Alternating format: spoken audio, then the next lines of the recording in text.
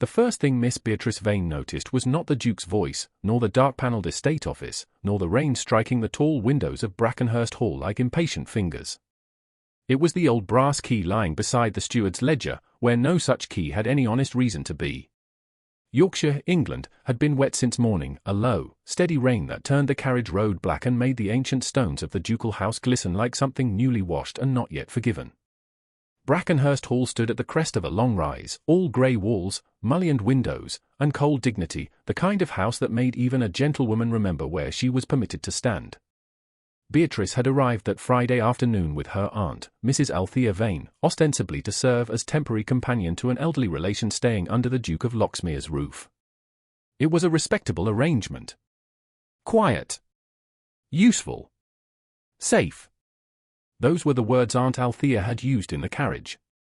Beatrice had not argued, because after the ruin of Vane Court, one learned to be grateful for respectable doors, even when they opened only halfway.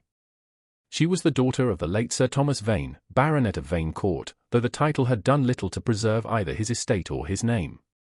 A title could be polished until it shone, but scandal had a way of entering through the cracks no servant could reach. Her father had died with accounts questioned, creditors satisfied too late, and neighbours lowering their voices whenever Beatrice entered a room. Since then, she had perfected the art of appearing harmless. She wore plain gloves. She kept her opinions folded neatly behind her teeth. She allowed men with softer hands and weaker arithmetic to explain rents, seed, drainage, and debt as if she had not spent half her girlhood at her father's desk, reading columns of figures by candlelight while other young ladies practiced Italian songs. That afternoon, she was meant only to pass the estate office on her way to the south drawing-room. Aunt Althea had paused behind her to speak with the housekeeper about rooms and fires. The estate office door stood open. A mistake, perhaps. Or an invitation given by fate in one of its colder moods. Beatrice heard the name North Barrow before she saw the Duke. If Marsh cannot keep his own cattle fed, Your Grace, then he cannot be trusted with your best holding, said a smooth male voice. North Barrow has been indulged for too long. Beatrice stopped. Only for a moment, she told herself. Only long enough to move aside before she was seen. Inside, 3 men stood around a broad mahogany desk. A young clerk held a stack of folded papers. A broad-shouldered estate agent stared at the floor as if wishing himself elsewhere. Behind the desk stood the Duke of Loxmere. Edmund Streetmore was not dressed for a drawing-room. His dark coat was cut with severe perfection, his cravat plain, his expression colder than the rain on the glass. He had the stillness of a man who did not need to raise his voice to be obeyed. Beside him, Mr. Silas Warwick, the steward, looked narrower and smoother, with careful grey whiskers and hands resting lightly upon the ledger as if the book itself owed him loyalty. Gideon Marsh has held North Barrow for 20 years, the estate agent said, though without much courage. His father held it before him. Old loyalty does not mend spoiled grain, Warwick replied. Nor does it drain a flooded lower field. The barley will be ruined by Monday if the rain keeps on. The Duke looked down at the ledger. How many acres are at risk? Near 40, Your Grace, Warwick said. The lower barley, part of the hay meadow, and the cattle yard if the ditch rises. I warned Marsh last quarter that his methods were careless. 40 acres.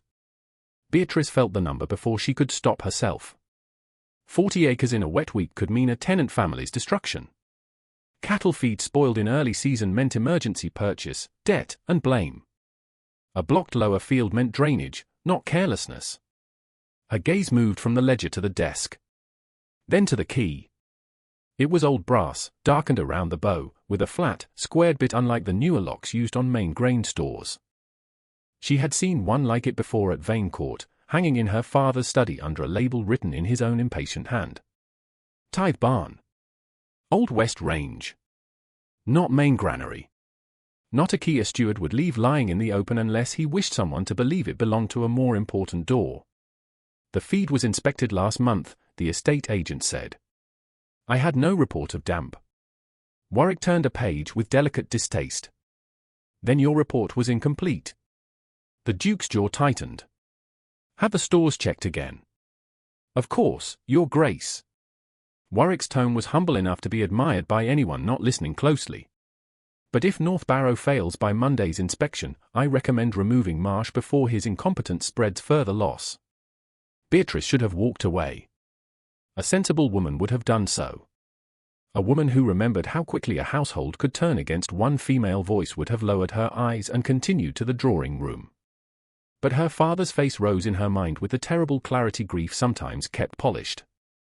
Sir Thomas Vane bending over a ledger, saying, "Numbers do not lie, Beatrice." "People do." She stepped nearer the threshold. "Pardon me, Your Grace." The room froze. Not loudly. There was no gasp, no dramatic turning of heads, no crash of thunder to announce the error.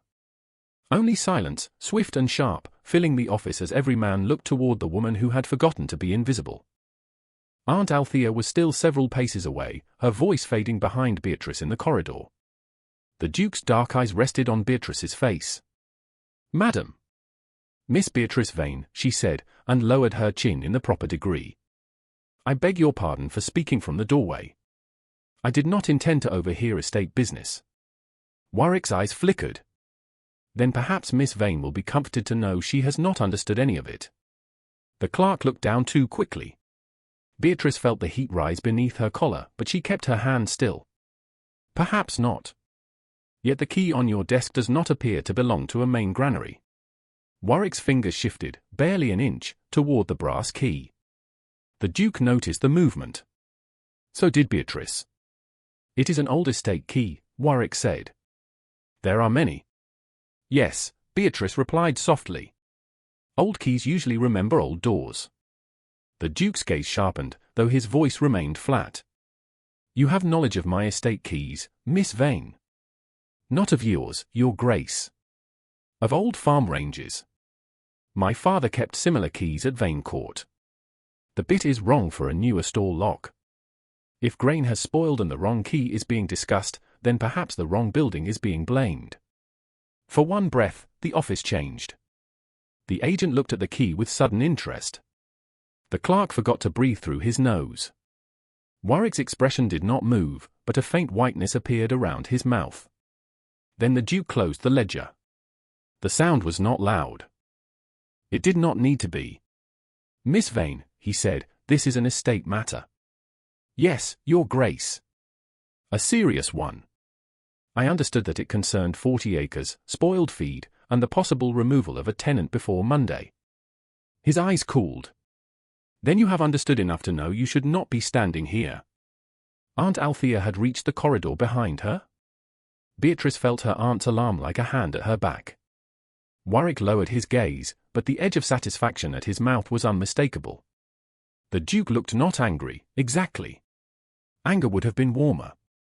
He looked as if she had disrupted an order that existed before her birth and would continue long after her embarrassment had been forgotten. "A woman has no place here," he said. The words struck cleanly because they were not shouted. Shouting could be dismissed as temper. This was judgment.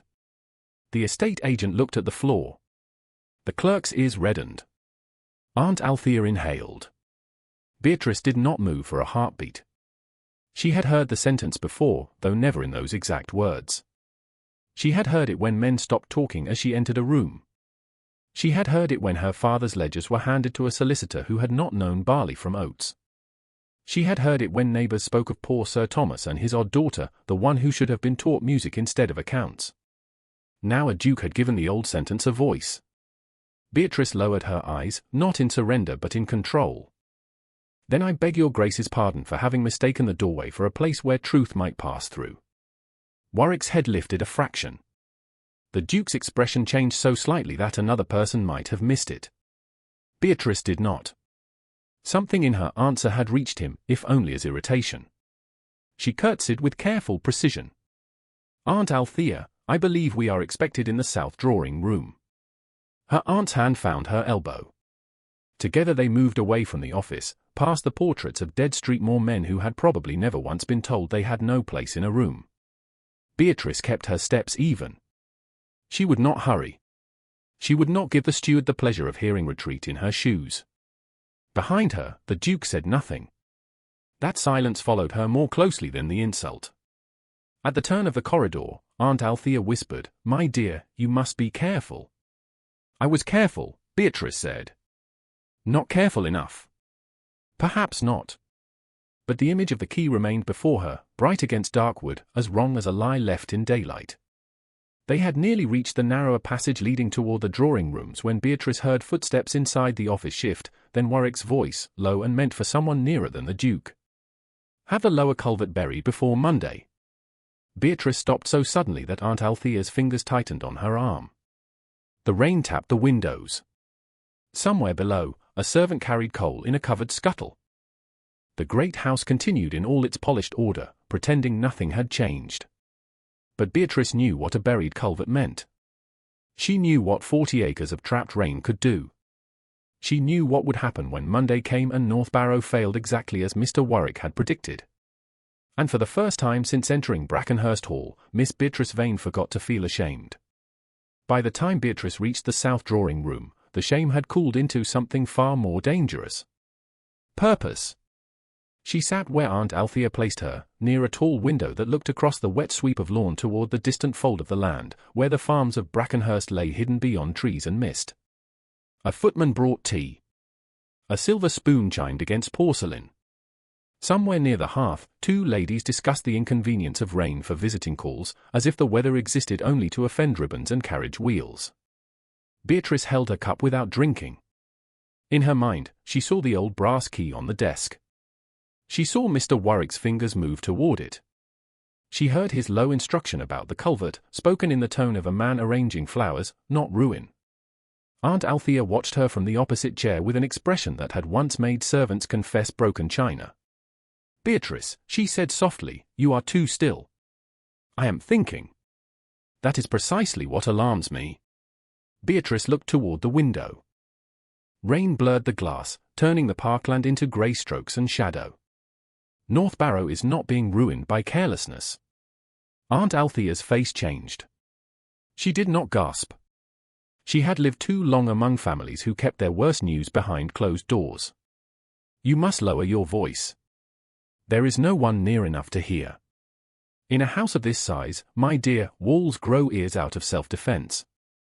Beatrice set down her untouched cup. Mr. Warwick means to have the lower culvert buried before Monday. If he succeeds, the water will have nowhere to run. The field will drown, the tenant will be blamed, and the Duke will believe he acted on evidence. And you propose to tell His Grace this after the reception you just received? No, Aunt Althea blinked. No. He will not hear me yet.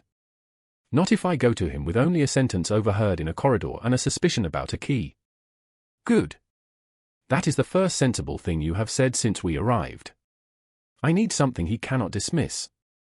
Aunt Althea closed her eyes for one brief moment. There it is.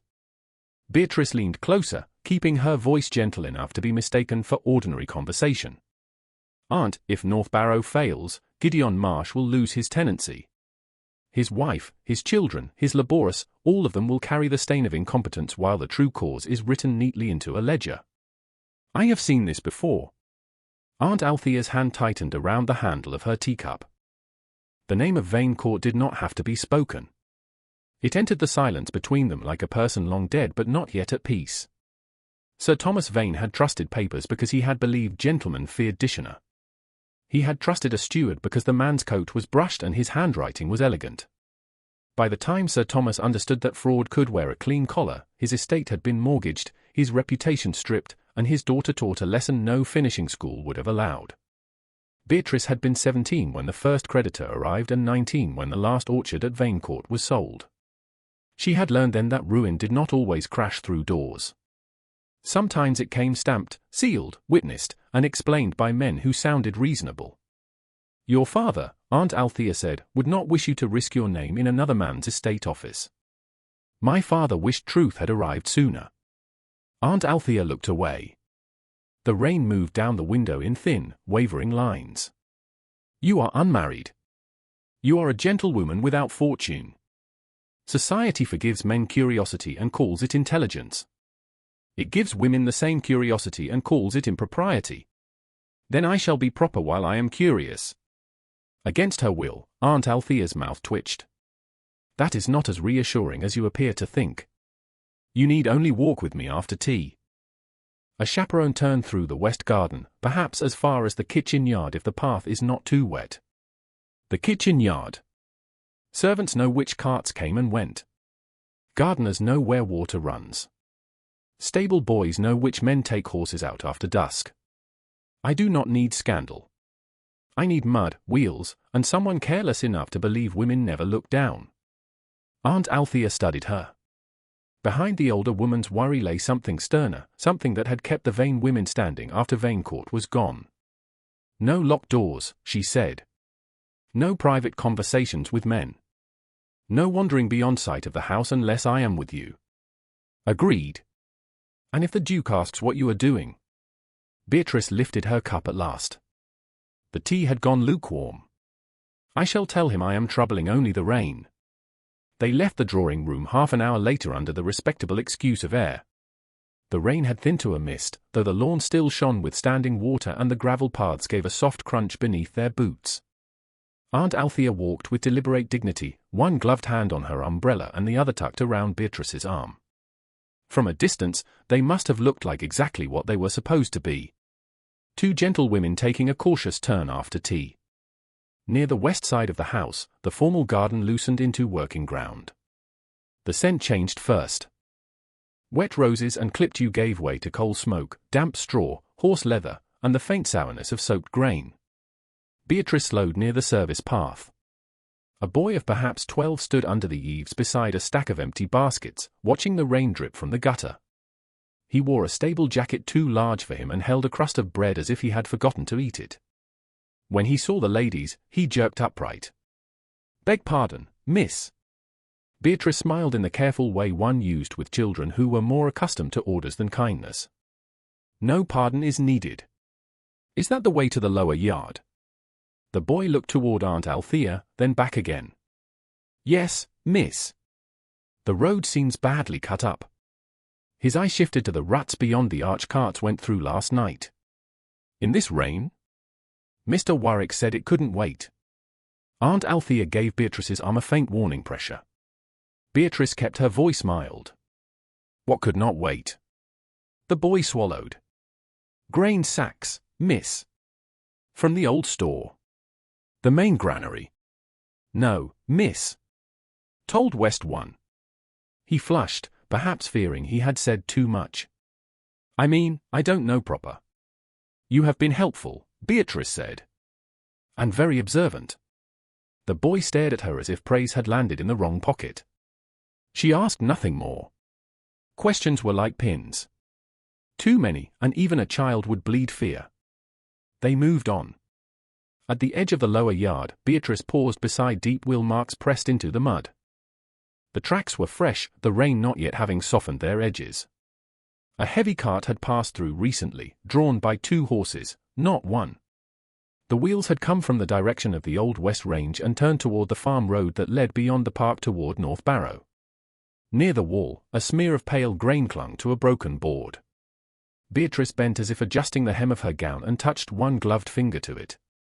Damp. Sour. Not newly spoiled. Spoiled before it had been moved. Aunt Althea murmured, "Stand up before someone sees you examining mud like a magistrate." A magistrate would not know what to do with it. "Beatrice." She rose. A kitchen maid came through the yard carrying a covered pail, her cap damp at the edges. Beatrice stepped aside to let her pass. "That looks heavy." The maid stopped, startled by being addressed with gentleness. "It's only scraps for the hens, miss."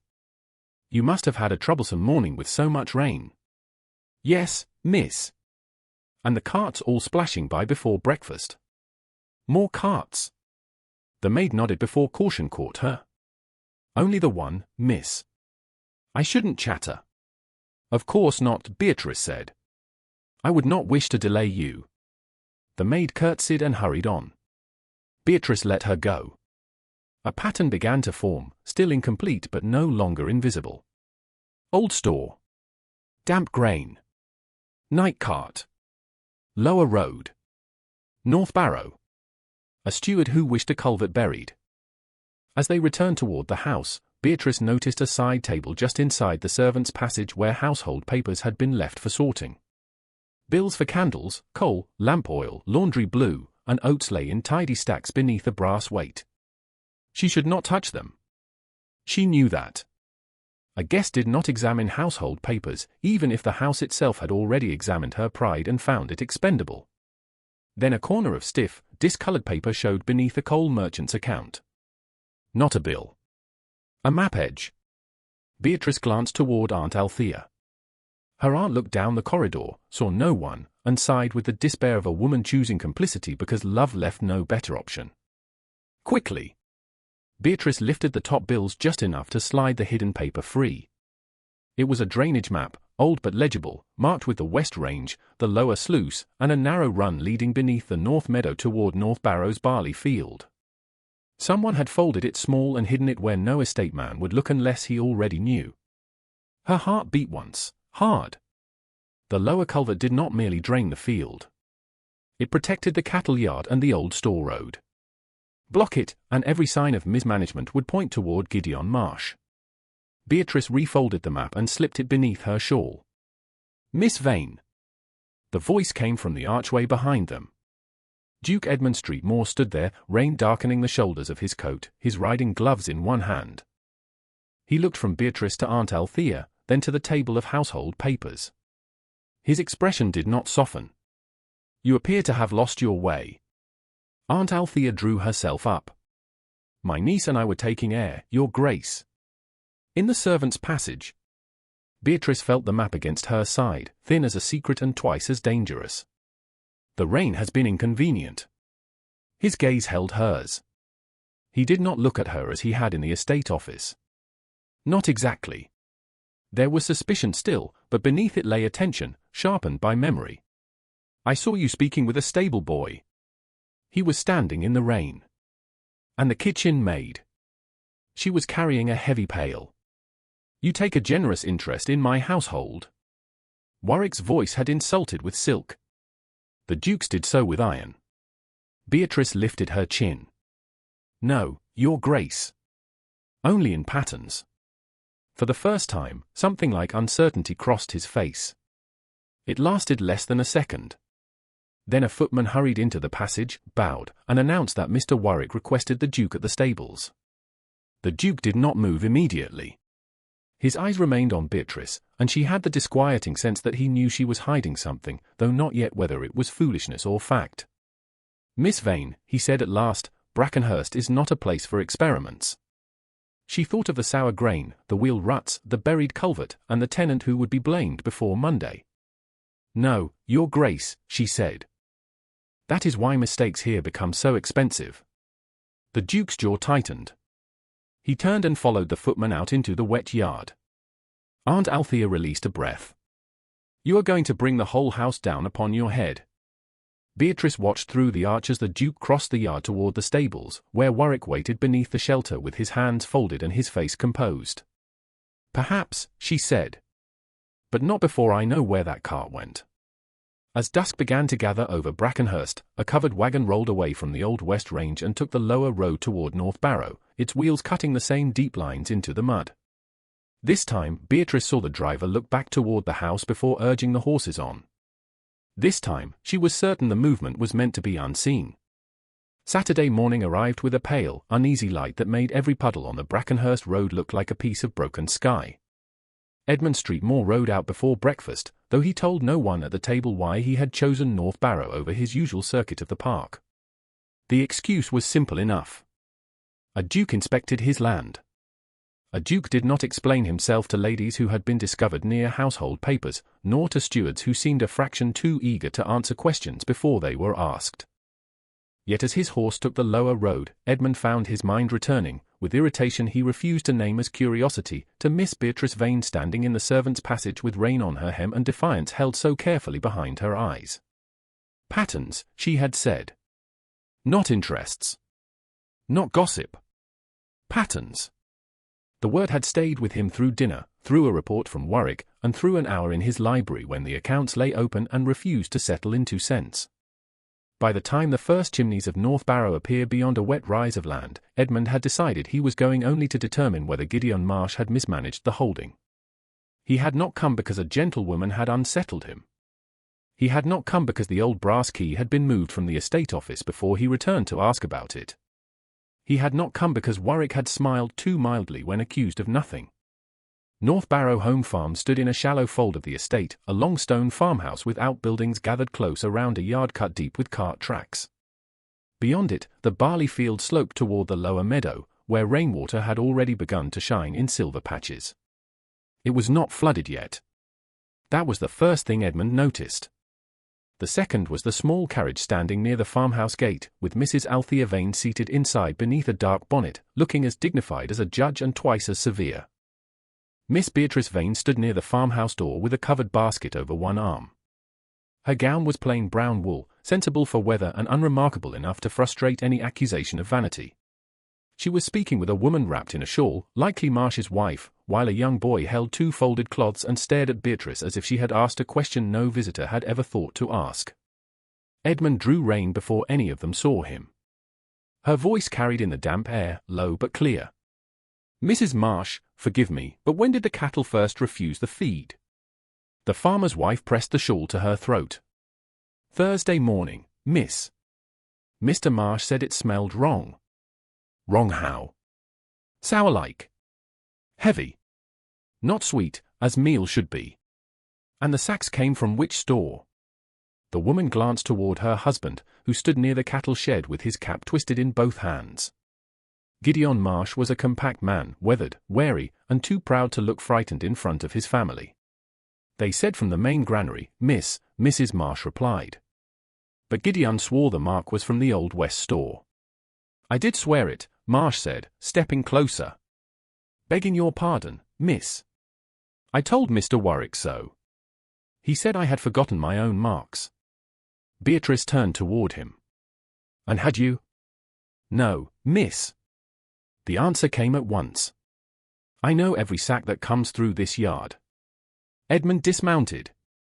The boy saw him first and nearly dropped the cloths. Beatrice turned. Surprise crossed her face, but it did not become embarrassment. That annoyed Edmund more than it ought to have done. "Your Grace," she said, with a curtsy proper enough to remind him of the one she had given after he dismissed her from his office. "Miss Vane." His gaze moved to the basket. "You make early calls." Mrs. Althea Vane had climbed down from the carriage with the help of the coachman. "My niece wished to bring linen to Mrs. Marsh. I approved the visit. I trust that will satisfy propriety." Edmund bowed slightly. "Mrs. Vane." Beatrice held his gaze for one brief moment. "Mrs. Marsh has been unwell, Your Grace. We brought cloths and broth from the hall kitchen, with Mrs. Dollin's permission." "And questions?" "Those I brought myself." Marsh looked between them with obvious alarm. Edmund heard the old authority rise in himself before he chose whether to use it. He had come to inspect a farm, and here she was, already inside the matter, already moving among tenants with a composure that made accusation difficult. "Continue," he said. Beatrice's eyes changed, not softening, not warming, but registering the word as one registers a gate left unlocked. She turned back to Marsh. "Who ordered the lower sluice sealed?" Marsh's face emptied. "No one from this farm, miss." Edmund took a step nearer. "Explain." Marsh removed his cap entirely. "Your Grace, I sent twice to say the lower run needed clearing. We always open it before a heavy spell. It takes the water off the barley and away from the cattle yard. Warwick's report says you sealed it yourself last month to keep the road firm." "I did not." Marsh's voice shook, then steadied. "I would never do such a fool thing. That run saves the lower field." Beatrice looked toward the slope beyond the yard. "If the sluice is sealed and the old culvert buried, the water will sit against the barley first, then turn back into the yard. By Monday, it will appear as though Mr. Marsh ignored the drainage entirely." Edmund heard the shape of it then. "Not proof." "Not yet. But a possibility sharp enough to cut through Warwick's tidy report." Hooves sounded on the road behind them. Silas Warwick rode in on a bay horse, his face composed beneath his hat, though his eyes moved quickly from the Duke to Beatrice to Marsh. "Your Grace," he called as he dismounted. "I had not been informed you meant to inspect North Barrow this morning." "No," Edmund said. You had not.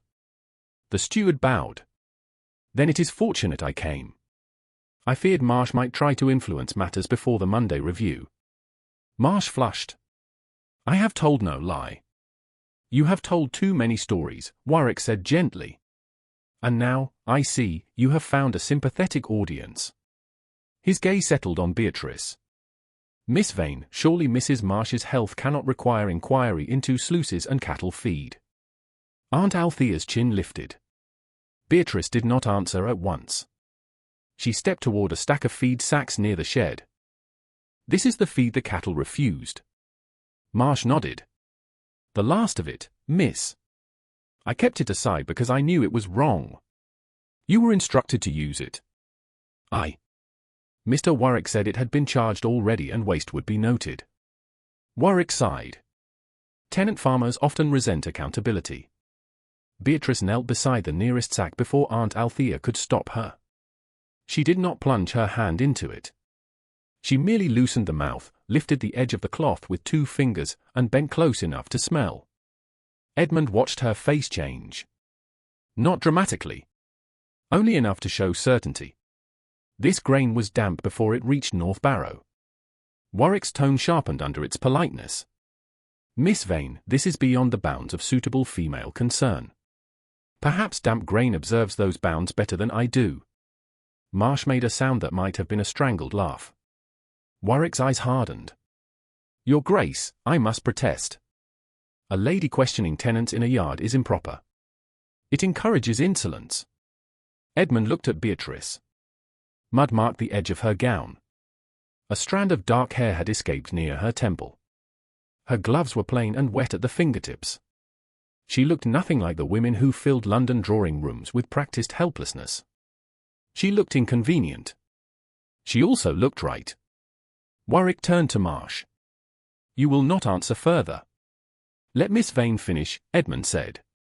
The words fell across the yard with more force than he intended. Warwick went still. Marsh looked up. Aunt Althea's eyes narrowed, perhaps revising her opinion of him by a single cautious inch. Beatrice herself did not smile. That, too, Edmund noticed.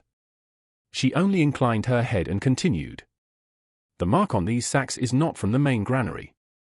It is from the Old West store, the same range from which a cart left last evening. Warwick's face remained smooth. Old sacks are reused. Then the grain should still smell clean if it was properly stored. She pointed toward the shed roof, where dry hay lay above the cattle stalls. Mr. Marsh keeps his own hay dry. The damp did not begin here. It came in the sack. If cattle refused it Thursday morning, and rain worsened only later, the feed was already spoiled before the weather could be blamed. Edmund crouched beside the sack. The sour odor rose at once, faint but unmistakable. He was no farmer, but he knew enough not to miss rot. He looked at the mark stitched into the coarse cloth. An Old West range mark. Not the main granary. Why was this issued, he asked. Warwick answered too quickly. An error by a clerk, perhaps. Your report named Marsh careless. Based on the information available, Your Grace. Beatrice's voice remained calm. Then the information was arranged. Silence followed. Rainwater dripped from the edge of the cattle shed in steady beads. Somewhere inside, a cow shifted and blew a warm breath through the boards. Edmund rose. He had been wrong in the office. The admission did not sit comfortably in him. It settled like a stone. Marsh, he said, no action will be taken against your tenancy before I inspect the drainage myself. The farmer's shoulders sagged with relief so sudden that he looked ashamed of it. Thank you, Your Grace. Warwick bowed, but the movement was stiff. As Your Grace wishes. Edmund turned to Beatrice. You said the lower culvert may be buried. I heard it was to be buried. She did not add by whom. She did not have to. If it is blocked before tomorrow night's rain, the lower field will fail by Monday. Can it be cleared? If men are sent soon enough, and if the old drainage run is still where the map says it is. What map? Warwick asked. Beatrice glanced at him, then back at the Duke. The one someone hid among household bills. The yard seemed to grow colder, Edmund held out his hand. Beatrice hesitated. It was not defiance this time. It was the memory of being dismissed. Then she reached beneath her shawl and gave him the folded map. Their gloved fingers touched for less than a second. Nothing improper passed between them. Only trust, small and reluctant, and therefore more dangerous than warmth. Edmund unfolded the paper. The ink was faded, but the line of the old drainage run was clear. It led from the west range beneath the meadow toward North Barrow's lower field. Exactly where Beatrice had said. He looked toward the slope, then to Warwick. Send men to the lower culvert today. Warwick's mouth tightened. In this weather, your grace. Especially in this weather. Beatrice looked away, but not before Edmund saw the breath leave her, quiet and controlled. She had not wanted triumph. She had wanted the farm saved. That realization unsettled him more than her intelligence. It forced him to see the difference between pride and purpose. Marsh stepped closer, pointing toward the meadow. Begging your grace's pardon, but if the rain comes hard tonight and tomorrow, the old run must be opened before dark on Sunday. After that, the water will be too high to work easy. Edmund folded the map carefully. Then we begin now. Warwick bowed again, but his eyes had gone flat. Beatrice noticed. Edmund knew because he saw her notice, and because he was beginning to understand that very little escaped Miss Vane when others assumed she was merely present. As they prepared to return toward the hall, a heavier bank of cloud moved across the Saturday sky, swallowing the pale morning. Marsh looked toward the lower field with the grave expression of a man measuring his whole life in weather. If that culvert holds shut, he said, Monday will finish us. Beatrice said nothing. The Duke said nothing. But Edmund kept the map in his hand all the way back to his horse, and for the first time since she had crossed his threshold, he did not think of Miss Beatrice Vane as a woman who had entered the wrong room. He thought of her as the only person who had asked the right question. By Sunday evening, the rain had ceased to be weather and become an adversary.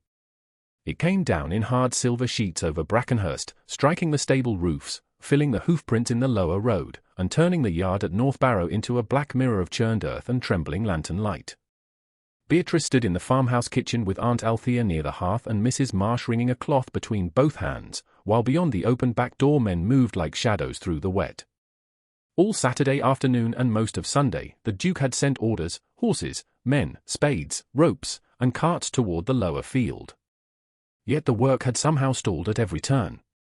The first tools had been misdirected to the upper meadow. The second team had been told the old run was filled beyond use. A cart carrying boards for the sluice had lost a wheel on the east lane. Each delay came with an explanation. Each explanation had Mr. Warwick's neatness stamped upon it. Near dusk, Beatrice unfolded the old drainage map on the Marsh's kitchen table and weighted its corners with a salt crock, a loaf knife, a pewter cup, and Aunt Althea's prayer book. The map had blurred along one crease, but the line of the old run remained clear enough. It curved away from the visible ditch and passed beneath a rise of land toward a forgotten culvert near the west hedge. That was where the water should have gone. That was where someone did not want the men to look. Gideon Marsh stood with rain shining on his hair. His jaw was set hard. Mr. Warwick says the old culvert's dead, miss. Says his men tried it years ago and found naught but packed stone. Beatrice looked past him into the yard, where water was already moving around the cattle shed in shallow streams. Was that before or after the west range stopped being used? Gideon frowned. After, I reckon. Then he may have wanted it forgotten. Aunt Althea said quietly, Beatrice, you are pale. I am thinking. You use the same tone when you are about to do something I shall regret. Before Beatrice could answer, the Duke entered the kitchen without ceremony, bringing rain and cold air with him. He had removed his hat somewhere outside. His hair was wet at the temples, and mud darkened his boots to the knee. He looked not like a London nobleman but like the master of land that had finally forced him to meet it on its own terms. Warwick followed close behind, composed despite the rain, his coat protected under a heavy cloak held by a groom. The lower ditch has been cleared as far as is reasonable, Your Grace, Warwick said. It's unsafe to keep men there after dark. We'll return at first light. Beatrice's hand stilled on the map. First light would be too late. The Duke looked at the yard, then the window, then the map. Miss Vane. Warwick's mouth tightened. Beatrice heard it before she saw it. The permission. Not full trust. Not yet. But a place had opened where silence had been before. She bent over the map. The men are clearing the wrong mouth. The old run does not begin at the ditch beside the lower road. It begins near the west hedge, behind this rise. She tapped the faded line. If this map is accurate, the culvert is hidden by earth and bramble, not stone. The water will not reach the main ditch until that mouth is opened. Warwick gave a small, patient breath. Miss Vane, old estate drawings often contain errors. It's a charming enthusiasm, but we can't put men in danger over a lady's guess. Gideon's face darkened, but he held his tongue. The Duke did not look at Warwick. His eyes remained on Beatrice. How certain are you? Certain enough to walk there.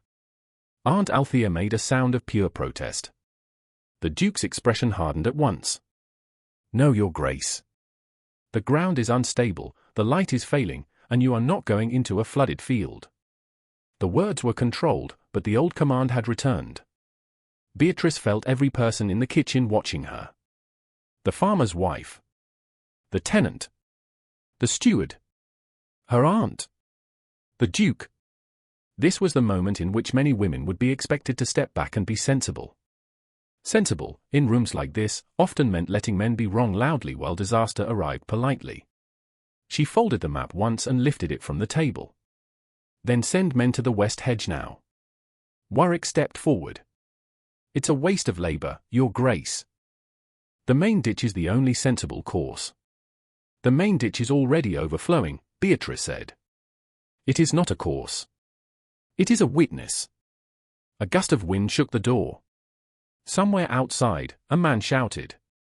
Water had reached the cattle-yard gate. The Duke turned his head sharply toward the sound.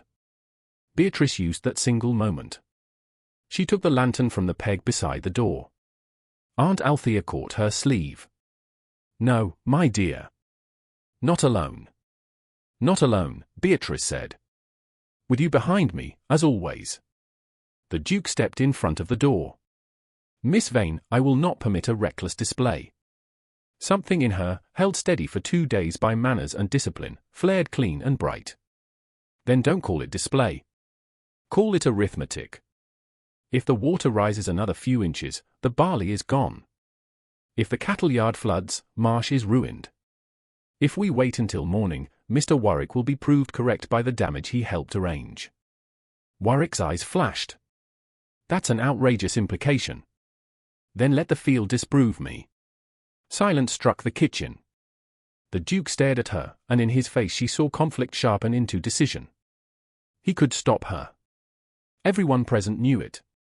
He could command a carriage, send her back to the hall, and wrap the order in propriety until no one could accuse him of cruelty. Instead, he reached for his hat. Marsh, bring 2 men with spades. Warwick, you will remain where I can see you. Warwick bowed too slowly. As Your Grace wishes. The Duke took the lantern from Beatrice's hand, then paused. You'll walk where I tell you to walk. The contraction was rough, almost unwilling. Beatrice met his eyes. And you'll hold the light where I tell you to hold it. For a heartbeat, his mouth almost changed. Not a smile. Something quieter and more dangerous. Then make your argument to the field, Miss Vane. The walk to the west hedge was less than half a mile, but the rain made it feel like a crossing between worlds. Aunt Althea stayed at the farmhouse door under the care of Mrs. Marsh, watching with both hands clasped at her chest. Beatrice went with the Duke, Gideon, too laborious, and Warwick, who followed beneath a groom's umbrella as if the weather were an insult designed for him personally. Mud pulled at Beatrice's boots. Twice, the Duke offered his arm without speaking. Twice, she accepted because pride was less useful than balance. He did not hold too long. That mattered. The lantern flame bent in the wind, throwing gold over the map in Beatrice's hand and over the water gathering in the lower field. The barley lay dark and flattened in patches, but not yet drowned. Not yet. At the west hedge, brambles covered the bank in a tangled black mass. One laborer lifted his lantern and shook his head. Nothing here, Your Grace. Beatrice moved closer, ignoring the rain running beneath her bonnet. The map showed a notch near an ash stump. The stump was gone, but 3 stones remained in a crooked line almost buried under moss. She pointed. There. Warwick laughed softly. Those are boundary stones. No, Gideon said suddenly. He dropped to one knee in the mud and pulled away a sheet of wet grass. No, by heaven. My father spoke of this. The old mouth had 3 stones above it. The Duke lifted the lantern higher. Dig. The men set to work. Mud gave way slowly, then faster. Warwick protested once about collapse, then fell silent when Edmund turned and looked at him. Beatrice stood just behind the Duke, water soaking the hem of her gown, her fingers tight around the folded map. Minutes stretched. The rain thickened. A spade struck something hollow. One of the labours dropped to his knees and cleared the mud by hand. A black opening appeared beneath the bank, narrow but unmistakable. For one breath, nothing happened. Then water sighed. It was a small sound, almost tired. The blocked run shuddered. Gideon thrust a pole into the opening and levered aside a packed mass of roots, silt, and stones. The sigh became a rush. Water surged into the culvert with a deep, hungry pull, dragging the pooled flood away from the barley in a widening current. One labourer shouted. Gideon crossed himself. Beatrice closed her eyes for half a second, not in weakness, but because relief had struck too hard to be contained standing upright. When she opened them, the Duke was looking at her. Rain ran down his face. His cravat was ruined. His fine coat was streaked with mud where he had stepped forward to steady the labourer at the bank. He removed that coat now and placed it around Beatrice's shoulders before she could object. Don't argue, he said, his voice low enough for only her to hear. It's not a surrender. She should have given it back. She did not. The weight of it was warm from him, and the restraint in the gesture made her throat tighten more than any flourish could have done. The water is turning, Gideon called. The lower field might hold. The Duke looked toward the dark sweep of North Barrow, then toward Warwick. The steward's face had lost its careful ease. Set men here through the night, Edmund ordered. Lanterns, ropes, spare tools. No one leaves this run unattended. Your Grace, Warwick began. No one, the Duke repeated. The word ended the matter. By Monday dawn, the rain had softened to mist. North Barrow's barley lay bruised but standing, its lower rows bent under the weight of water that had not been allowed to stay. The cattle yard was wet but passable. The feed had been replaced with clean hay from the upper barn. Gideon Marsh stood beside his gate with red eyes and a cap crushed between his hands, unable to speak without shaming himself by gratitude. Beatrice watched from beside Aunt Althea's carriage, exhausted, chilled, and steadier than she had felt in years. The Duke stood several yards away, speaking to the estate agent with the old map folded in his hand. He had not praised her before the men. He had done something more unsettling. He had acted as if her accuracy was now part of the estate's reality. Near the stable path, half hidden by the grey morning, Warwick bent his head toward Lady Honoria Peveril, who had arrived under the pretence of concern and remained because concern sometimes enjoyed an audience. Beatrice could not hear every word. She heard enough. If she speaks at the luncheon, Warwick said, I am finished. Lady Honoria's eyes moved to Beatrice, cool and measuring. Beatrice drew the Duke's coat closer around her shoulders and looked out over the saved field. North Barrow had survived Monday. That did not mean the truth had. By Monday afternoon, Brackenhurst Hall had learned to speak of Miss Beatrice Vane in lowered tones, and not all of those tones were kind. In the servants' passages, her name travelled with the smell of damp wool, hot tea, and polished floors. In the drawing-room, it moved more delicately, hidden beneath remarks about the weather, country methods, and the unfortunate tendency of some women to mistake accident for influence. Beatrice heard enough to understand the shape of it. She had been seen in a farmer's kitchen, standing in rain, pointing men toward a buried culvert while the Duke of Loxmere held a lantern above her head. It was precisely the sort of truth that became scandal by losing its reasons in the telling. Aunt Althea insisted that Beatrice remain in their rooms until luncheon, wrapped in a shawl and hot bricks at her feet, because even dignity could catch cold. Beatrice obeyed for nearly 3 hours. Her gown had dried. Her hair had been pinned again. Her boots, according to the maid, might survive if no one expected them to look like a lady's boots ever again. Yet her mind would not rest. North Barrow had survived, but survival was not proof. Mr. Warwick still held the ledgers. Lady Honoria Peveril had seen enough to understand that Beatrice's usefulness threatened more than a field. And the Duke had stood in the rain beside her, then said nothing since. That last fact should not have mattered. It did. Shortly after 4 o'clock, a footman arrived with a message that His Grace requested the presence of Miss Vane and Mrs. Vane in the morning room, if they were willing. Aunt Althea read the wording aloud twice, each time with greater suspicion. "If we are willing," she said. "That is either humility or strategy." Beatrice fastened her cuffs. "Perhaps both. Do not be too ready to forgive him." Beatrice looked at her aunt through the glass. The face returned to her was composed, a little pale, and older than it had been on Friday. "I have not been ready to forgive anyone for years." The morning room faced east, away from the storm-dark farms and toward a pale garden washed clean by rain. The door stood open. A maid sat within view in the passage with sewing in her lap, and a tray had been placed on the low table. The arrangement was so carefully proper that Beatrice paused at the threshold. The Duke stood by the mantel, not behind a desk. That, too, she noticed. He wore a dark coat, fresh linen, and the controlled expression of a man accustomed to commanding himself before others. On a chair near the table lay a folded paper, the old drainage map weighted with a small brass ruler. "Mrs. Vane." "Miss Vane." He bowed. Aunt Althea acknowledged him with the exact degree of respect his rank required and not an ounce more. Beatrice curtsied. "Your Grace." For a moment, no one Saturday. The silence was not empty. It held rainwater, mud, the old west hedge, and the memory of his coat around her shoulders. Then the Duke spoke. "I owe you an apology."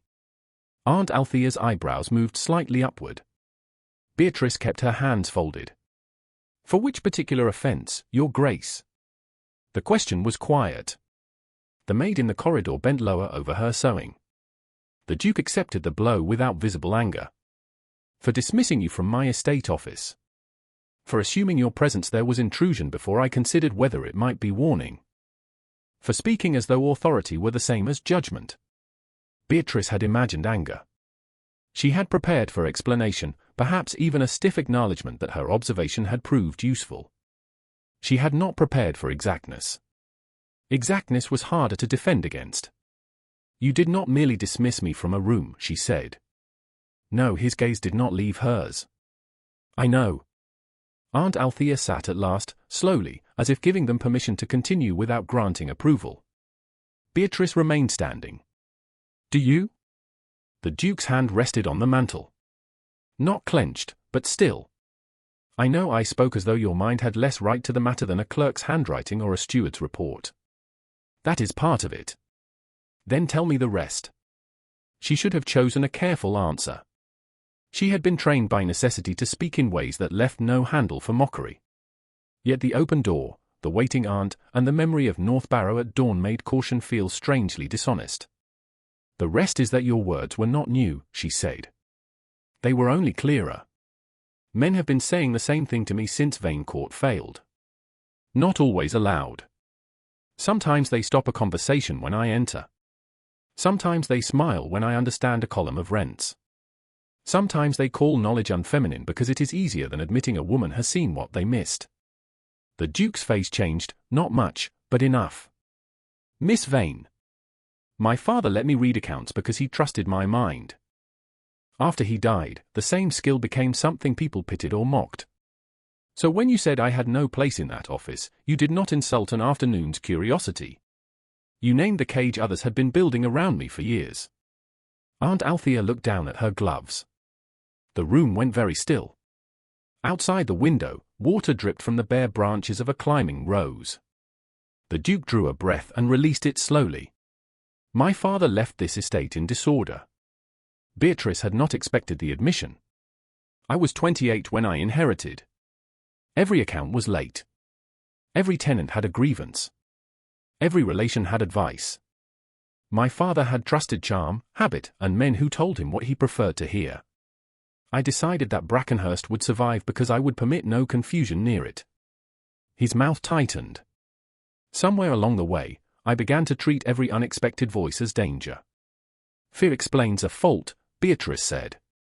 It does not excuse humiliation. The words landed between them with the force of a dropped glass. Aunt Althea looked sharply at her niece, perhaps fearing she had gone too far. The Duke only inclined his head. No. It does not. Beatrice felt something inside her loosen, though she would not have called it forgiveness. Not yet. Forgiveness was too large a word for one conversation. North Barrow is not safe, she said. The field is, for now. The truth is not. Agreed. He moved to the table and lifted a leather-bound account book. I have ordered Warwick to provide the ledgers for North Barrow, the West Range stores, and all grain transfers for the last 2 quarters. And he obeyed. He obeyed in the manner of a man who believes obedience can be used as disguise. A reluctant spark of grim humor touched the edge of her mind. That is a useful description. I had hoped you would think so. It was the smallest possible warmth. It vanished almost at once, but not before Beatrice felt it. The Duke placed the ledger on the table, then stepped back. He did not draw out a chair for her as though inviting a performance of gallantry. He allowed Aunt Althea to choose the place beside her. He left the door open. He had learned that much. I would like your assistance in reviewing these accounts, he said. Within proper limits. Your aunt present.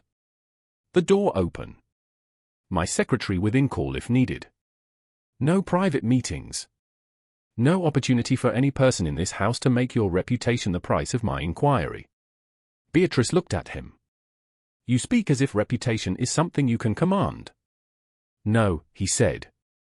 I speak as a man who has already damaged yours once and does not intend to do so again through carelessness. Aunt Althea's expression softened by the smallest degree, which from her was nearly applause. Beatrice took the chair. If I assist you, your grace, I have a condition. Name it.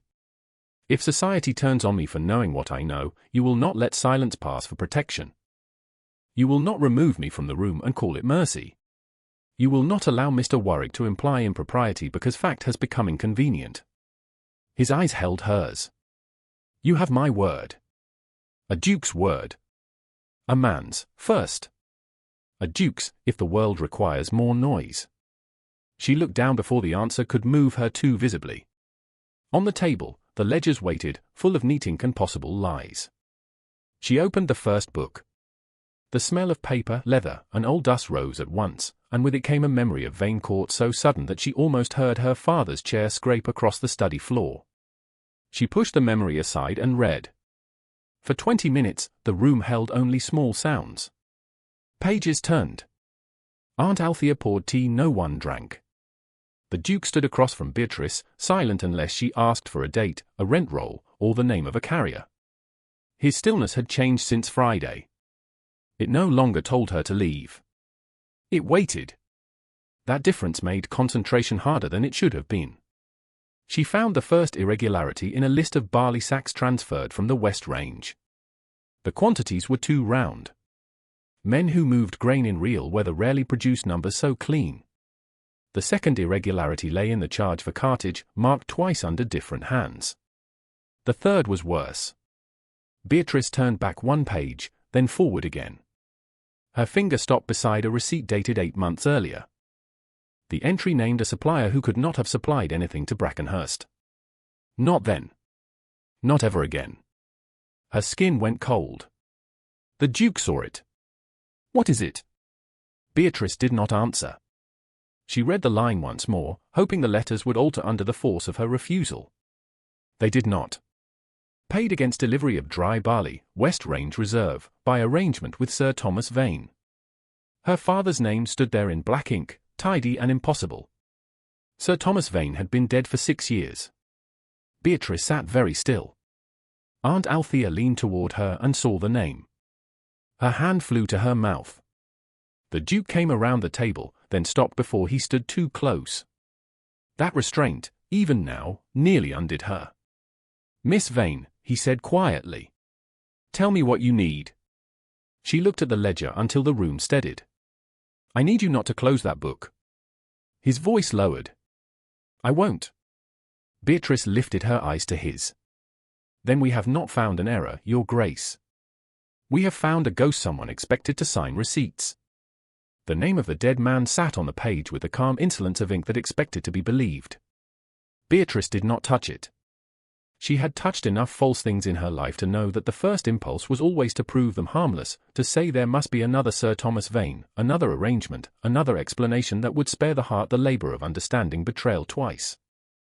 But there had been no other Sir Thomas Vane of Vane Court who supplied barley to Brackenhurst. There had been no delivery 8 months earlier, no letter, no arrangement, no hand reaching out from the grave to help the Duke of Loxmere's steward balance his accounts. The receipt was impossible. That did not make it weak. Lies often entered the world stronger than truth, because lies arrived dressed for company. Aunt Althea sat rigid beside her, one hand pressed to the edge of the table. The Duke stood across from them with the ledger open between them, the pale Monday light falling over his shoulder and turning the black ink sharper than it had any right to be. 6 years, Beatrice said at last.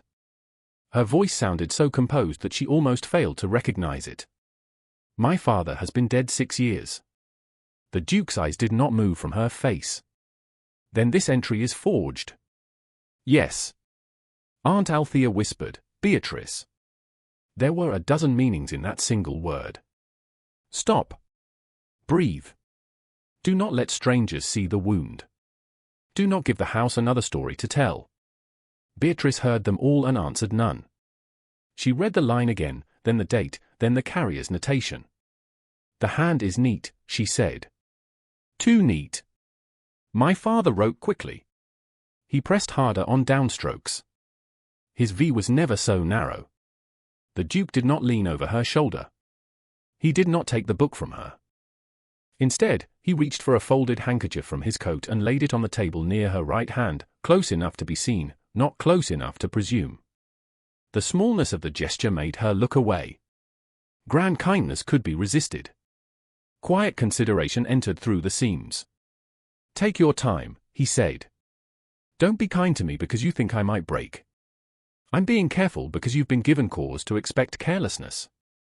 That answer found a place in her she had not meant to leave unguarded.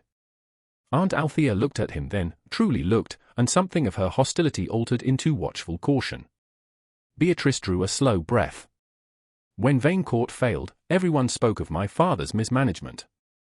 They said he had trusted the wrong improvements, borrowed against future rents, lost track of stores and tenant payments. He denied it. Not loudly.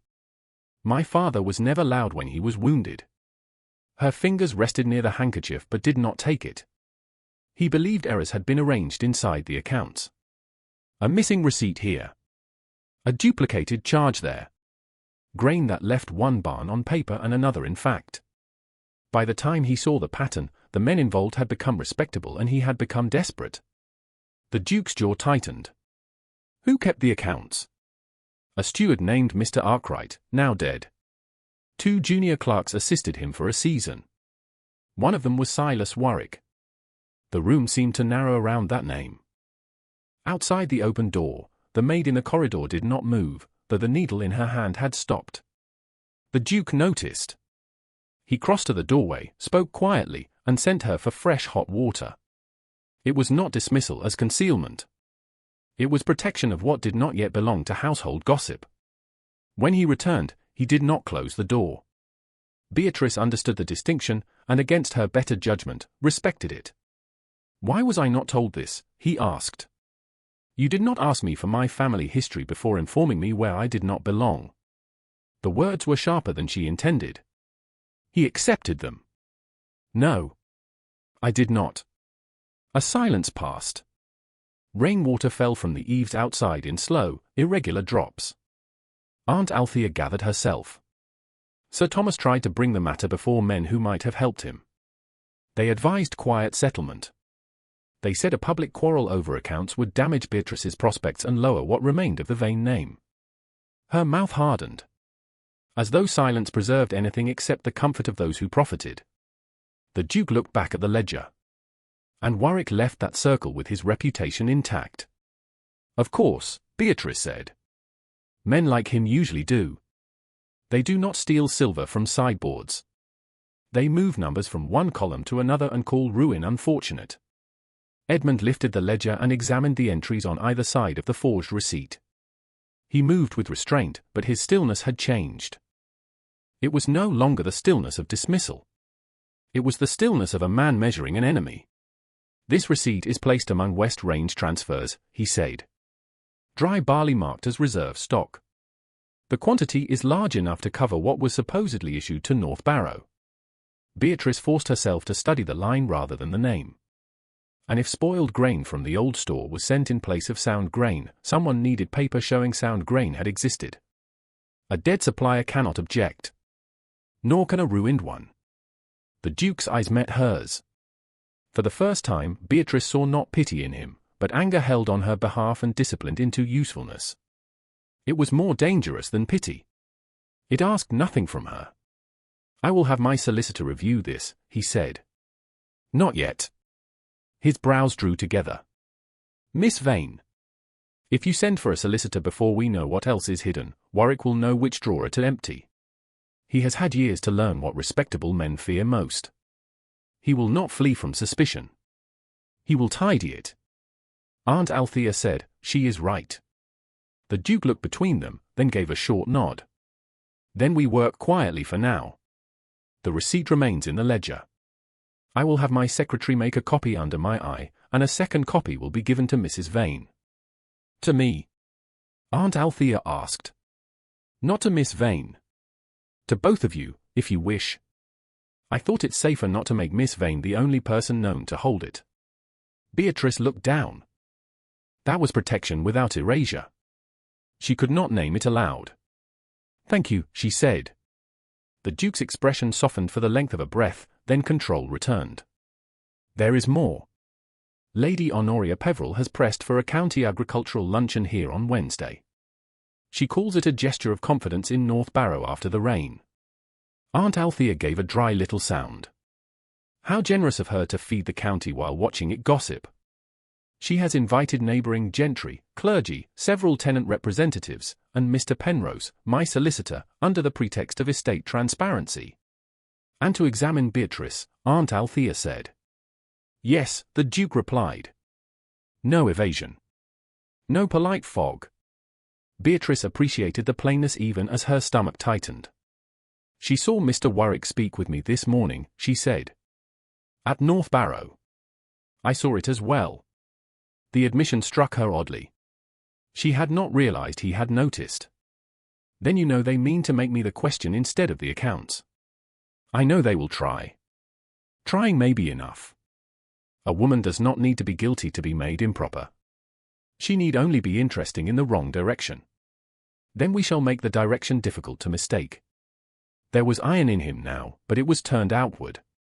Beatrice studied him across the table. He was still the man who had wounded her in the estate office. He was also the man who had held a lantern in rain, laid a handkerchief within reach, and begun to understand that apology without action was another form of vanity. She did not trust him fully. She trusted that he was trying. That frightened her more than distrust. A soft knock sounded at the open door. A footman entered with a folded card on a salver. From Lady Honoria, Your Grace. The Duke opened it, read, and passed it to Aunt Althea first, not to Beatrice. Aunt Althea read aloud, her voice sharpening with each phrase. Lady Honoria Peveril requests the honour of Miss Vane's presence at Wednesday's luncheon, where her uncommon interest in agricultural matters may be of service to the county's understanding.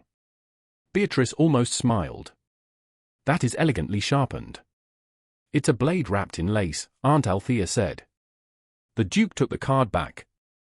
You are not obliged to attend. Beatrice heard the offer for what it was. Safety. Escape. A clean path out of the room before it filled with eyes. Once, perhaps, she would have taken it. If I do not attend, she will say I hid. If you attend, she may try to make you wish you had. Then she must be disappointed. The Duke regarded her with something that made the air feel changed, though neither of them moved. Very well, he said quietly. Then you will not stand alone. Later that afternoon, in the narrow passage behind the linen room, Silas Warwick stopped a young maid named Clara with a voice so mild no one passing would have thought to fear it. He asked about Miss Vane's reticule, about where ladies left their things before luncheon, about whether a girl with a widowed mother could afford to lose her place. Clara turned white beneath her cap. Warwick placed an old brass key in her palm and folded her fingers over it as though giving alms.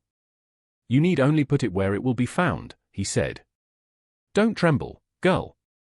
Honest servants have nothing to fear." But Clara trembled anyway, because the key was cold, and because even an honest servant knew when she was being handed a lie. By Wednesday noon, Brackenhurst Hall had been arranged to look as if nothing in it could ever be false. The long dining room shone with polished mahogany, silver epens, folded linen, and glass so clear it seemed to hold the pale daylight in suspension. Beyond the windows, the land still bore the bruises of the rain. The lower meadows glimmered with standing water, but North Barrow's fields had not drowned, and that fact moved through the house like an accusation no one wished to name. Lady Honoria Peveril presided near the hearth before luncheon with the serene authority of a woman who had never needed to raise her voice because she had trained others to listen for the blade beneath it.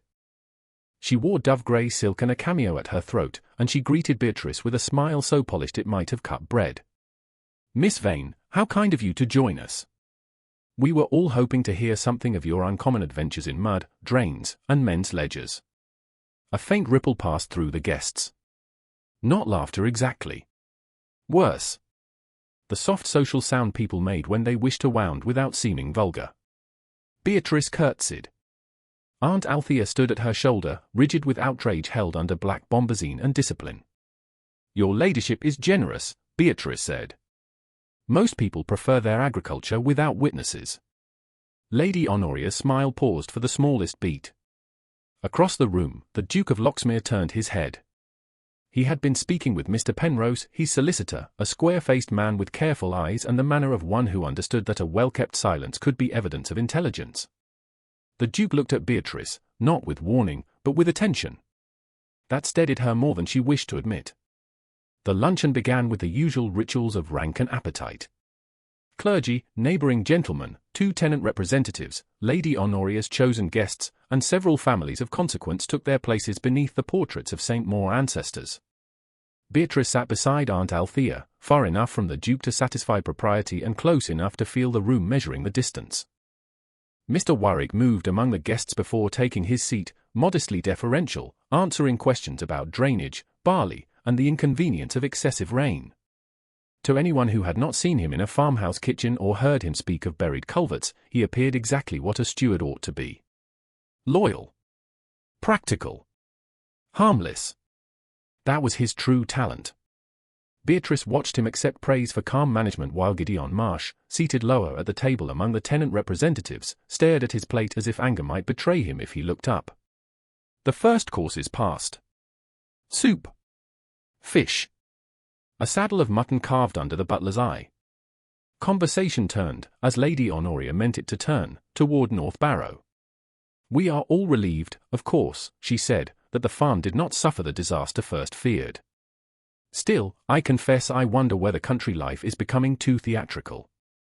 Ladies now rescue culverts, do they?" A gentleman near her gave a mild chuckle. "Progress comes in strange boots, Lady Honoria." Beatrice felt Aunt Althea's hand shift beneath the table, a warning or comfort. Beatrice could not tell which. Before she could answer, the Duke spoke from his place near the centre. "North Barrow stands because the right part of the old drainage was found in time." His voice was level, but the room obeyed it at once. Miss Vane identified the error. That should have protected her. For one breath, it did. Then Lady Honoria tilted her head. How fortunate that Miss Vane was so ready with knowledge of hidden places.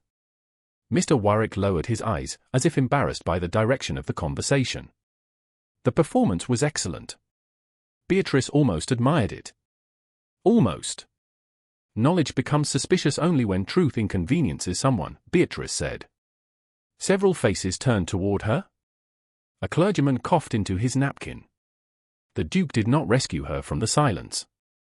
He let her stand within it. That, too, was a kind of trust.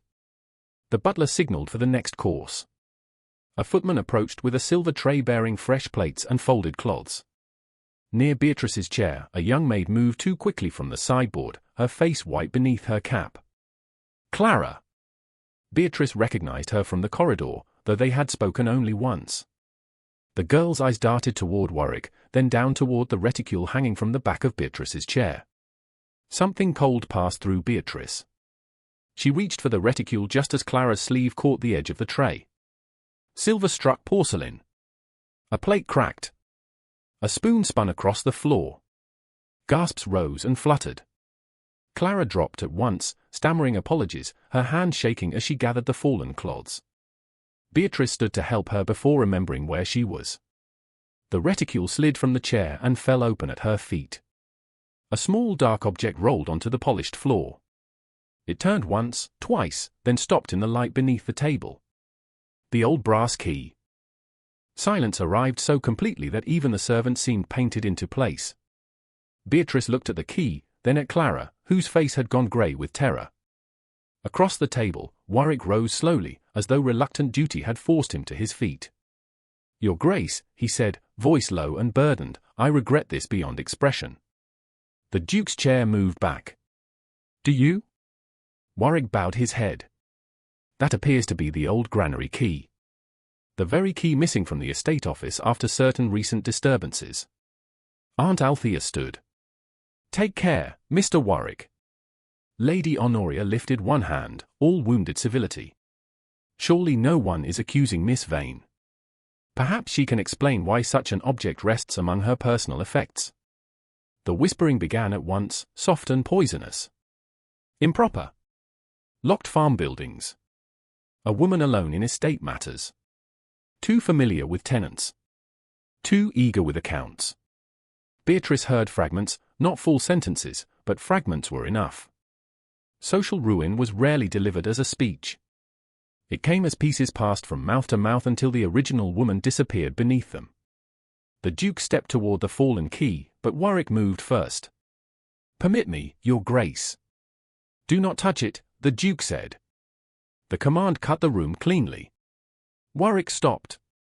Mr. Penrose had already risen and come around the table, his face grave. "Your Grace," he said carefully, "if this is to become an allegation, the object should be observed where it lies."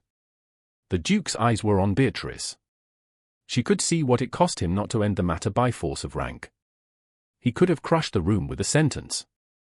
He could have called Warwick a liar, Lady Honoria malicious, and every whispering guest a fool. Yet a duke's anger was not proof, and Beatrice knew it. Worse, Warwick knew it. "This is absurd," Aunt Althea said. "My niece has no need to steal keys." "Not steal, perhaps," Lady Honoria said gently. "Borrow? Investigate?" In such cases, intention can be difficult to distinguish from impropriety. Beatrice looked at Clara. The maid's eyes filled with silent pleading. Not for pardon. For understanding. Beatrice understood at once. Fear had placed the key. Not guilt. She bent and picked it up before anyone could stop her. A sharp breath moved through the room. The Duke's gaze flashed, but she did not look away. "Here it is," she said, holding the key on her open palm. No longer mysterious. No longer rolling about for dramatic benefit. Warwick's mouth tightened. "Miss Vane, I advise caution. That key opens farm property under His Grace's authority." "Does it?" she asked. "Of course it does." "Which property?" The question landed more sharply than accusation. Warwick hesitated. A tiny pause. Beatrice felt it like a bell. "The granary," he said. "The main granary." "Then perhaps, before this room decides what kind of woman I am, someone should determine what kind of door this key actually opens." Lady Honoria gave a faint laugh. "Really, Miss Vane, this is hardly the time to turn luncheon into an exhibition." Beatrice turned toward her. Her voice remained steady because if it shook, they would call it proof. "No, Lady Honoria.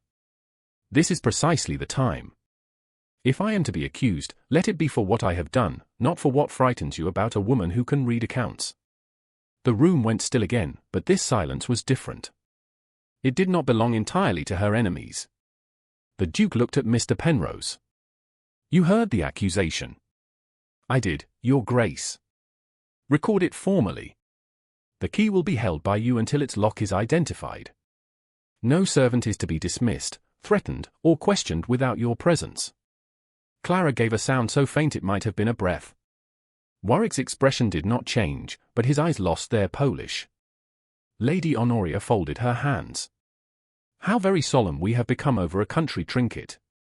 "Over reputation," the Duke said. "Over evidence. Over the ease with which this room nearly mistook one for the other." Beatrice should have felt relief. Instead, she felt the precariousness of standing on a bridge not yet finished. The Duke had not abandoned her. He had not fully saved her either, and perhaps that was the wound. The room had seen the key fall from her reticule. The story would travel faster than truth could saddle a horse. Mr. Penrose wrapped the key in a clean linen napkin and placed it inside his document case. The luncheon resumed in form only. No one tasted much.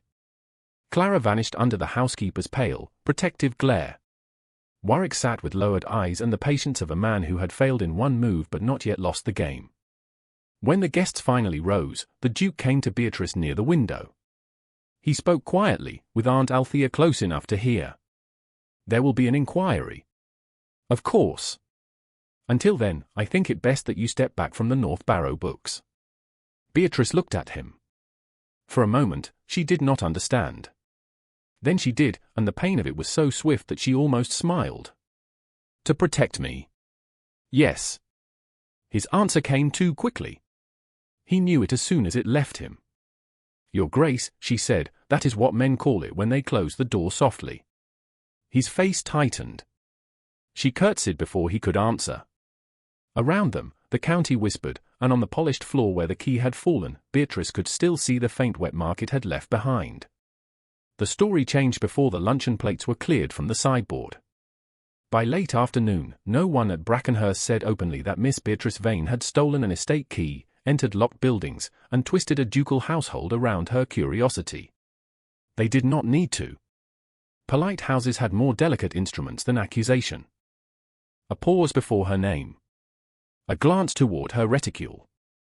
A servant falling silent as she crossed the hall. Lady Honoria Peveril had left the dining room looking deeply troubled, which was the expression practiced women wore when they had arranged trouble and wished to admire it from a moral height. Mr. Warwick had disappeared with the air of a loyal servant pained by necessary truths. The Duke remained behind with Mr. Penrose, the solicitor, and the linen-wrapped key locked inside a document case. Beatrice returned to her chamber with Aunt Althea, removed her gloves, and discovered that her palms still remembered the weight of the key though she no longer held it. "He did not abandon you," Aunt Althea said, as if fairness cost her something. Beatrice stood near the window and watched the wet park grow dim. "No, he stopped Warwick from touching the key. He protected Clara from immediate dismissal. He called for formal record." "Yes." "Then why do you look as though he struck you?" Beatrice turned. "Because he closed the book in my hands and called it protection."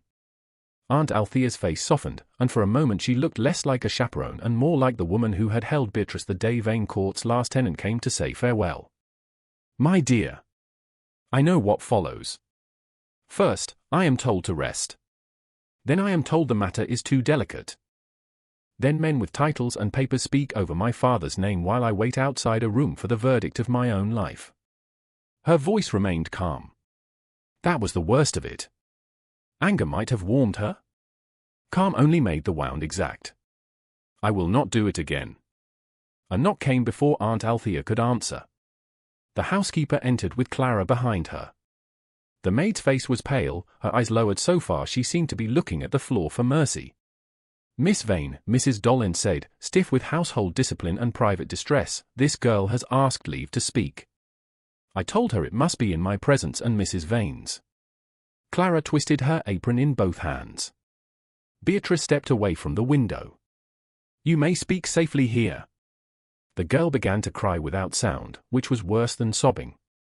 "I'm sorry, miss. I didn't want to. He said my mother would lose the cottage if I was turned out. He said no one would believe a kitchen maid over him. Aunt Althea's expression sharpened. Mr. Warwick. Clara nodded. He gave me the key. He told me to put it in your reticule before luncheon. I thought if I only set it there and no one was hurt, perhaps it wouldn't be so bad. But someone was hurt, Beatrice said gently. Clara flinched. Yes, miss. Beatrice looked at Mrs. Dollin. She must not be punished for telling the truth. The housekeeper pressed her lips together. That is for His Grace to decide. Then tell His Grace I request it.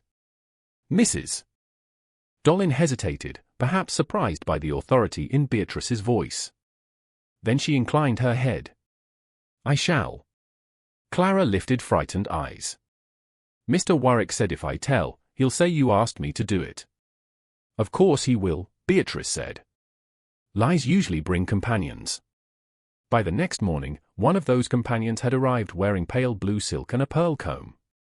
Miss Evelina Peveril stepped down from Lady Honoria's carriage with a folded parasol, a gentle smile, and the flawless complexion of a young woman whose chief hardship had been being admired too often. She was introduced at breakfast as Lady Honoria's niece, come to stay for several days after the fatigue of travel. No one said she had been brought to Brackenhurst as a living argument. Everyone understood it. Evelina played the part sweetly. She praised the house, admired the portraits, and spoke of farming only to say that she found country life so noble when gentlemen manage it well. The ladies near the coffee urn smiled. A gentleman laughed. Beatrice poured tea for Aunt Althea and felt herself being replaced by an ideal so soft it had no edges. The Duke entered late, having spent the morning with Penrose. His gaze found Beatrice first. Then Lady Honoria moved Evelina smoothly into his path. Your Grace, my niece has long admired the improvements at Brackenhurst. She has none of my troublesome opinions, I assure you. A most restful quality in a young lady. Evelina blushed on cue. The Duke bowed with perfect courtesy. Rest is not always the quality an estate most requires. Beatrice looked down before anyone could see the flicker of gratitude that answer caused. Lady Honoria only smiled. How severe! But then, after recent excitement, one understands why your Grace might value steadiness. Warwick appeared at the doorway with a message for the Duke, and as he crossed the room, 3 servants lowered their eyes in quick succession. Not respect. Fear. Edmund saw it. Beatrice saw him see it. He looked from the footman to the maid near the sideboard, then to Clara, who stood rigid with a tray balanced in both hands and misery written plainly beneath her cap. The Duke's expression tightened. He dismissed Warwick's message unread and asked for Mrs. Dollin. The housekeeper came at once. They spoke quietly near the door. Clara's face went whiter. Beatrice took one step forward, but Aunt Althea's hand closed around her wrist beneath the table. Not here, her aunt breathed. They are waiting for you to make yourself dramatic. Beatrice stopped. Across the room, the Duke looked toward her. His face held apology before his mouth could form any words. That made it worse. He knew. He knew something was wrong, and yet by afternoon his decision stood. Beatrice was not to review the ledgers. She was not to question servants. She was not to speak with Gideon Marsh or inspect the estate papers until Mr. Penrose had completed preliminary inquiries. The order came not by public rebuke but by a note, delivered with every courtesy and phrased with such care that it might have been written by a man trying to avoid cutting someone while still using the knife. Aunt Althea read it, then placed it on the table between them. He believes he is shielding you. Yes. He is a fool. Beatrice almost laughed. It would have hurt less to cry. Not a fool. A duke. They are trained to think a closed door is safer because they hold the key. She went to her small writing desk, opened the drawer, and took out the copy of the North Barrow figures the Duke had given her through Aunt Althea. She had guarded it like a promise. Now it felt like something borrowed from a trust that had not survived its first public test. Beneath it lay the note from Clara, written in an uneven hand at Mrs. Dollin's dictation, admitting only fear but not yet ready for formal testimony. Beatrice folded both together. What are you doing? Aunt Althea asked. Returning what was never truly mine if I am not permitted to use it. She did not go to the Duke's library. That would have been too private, too easily twisted.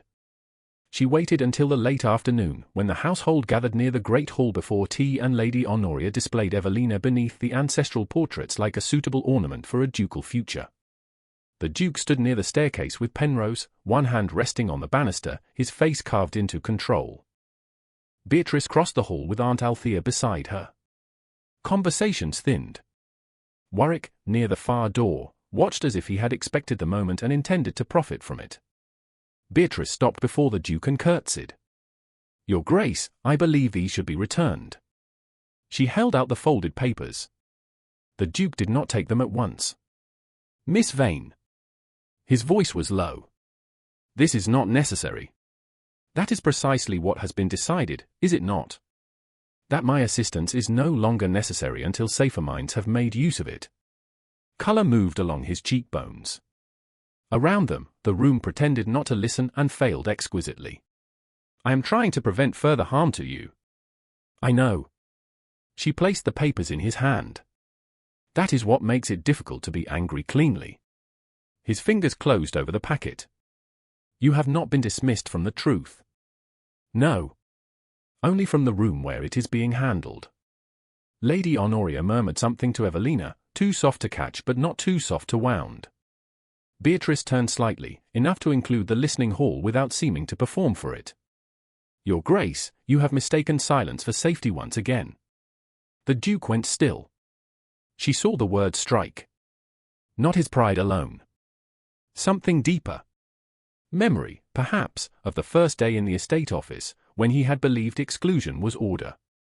Beatrice curtsied again, neither low nor humble. Then she took Aunt Althea's arm and left the hall at an even pace. She did not hurry. She would not give Warwick that satisfaction. Behind her, the whispers began before she reached the stairs. This time, they did not break her. They arranged themselves into direction. At dusk, while the house prepared for tea and Lady Honoria's niece played soft music in the drawing room, Beatrice unfolded the rough sketch of the old drainage map she had copied from memory and marked the place where the brass key did not belong. The main granary was no longer the question. The Old West Range had never been the end of the path. Somewhere at North Barrow, there was another lock. Another door. Another truth waiting for someone improper enough to find it. Before the last light left the western windows of Brackenhurst Hall, Beatrice wrote 3 lines to the Duke of Loxmere and sealed them before courage had time to cool.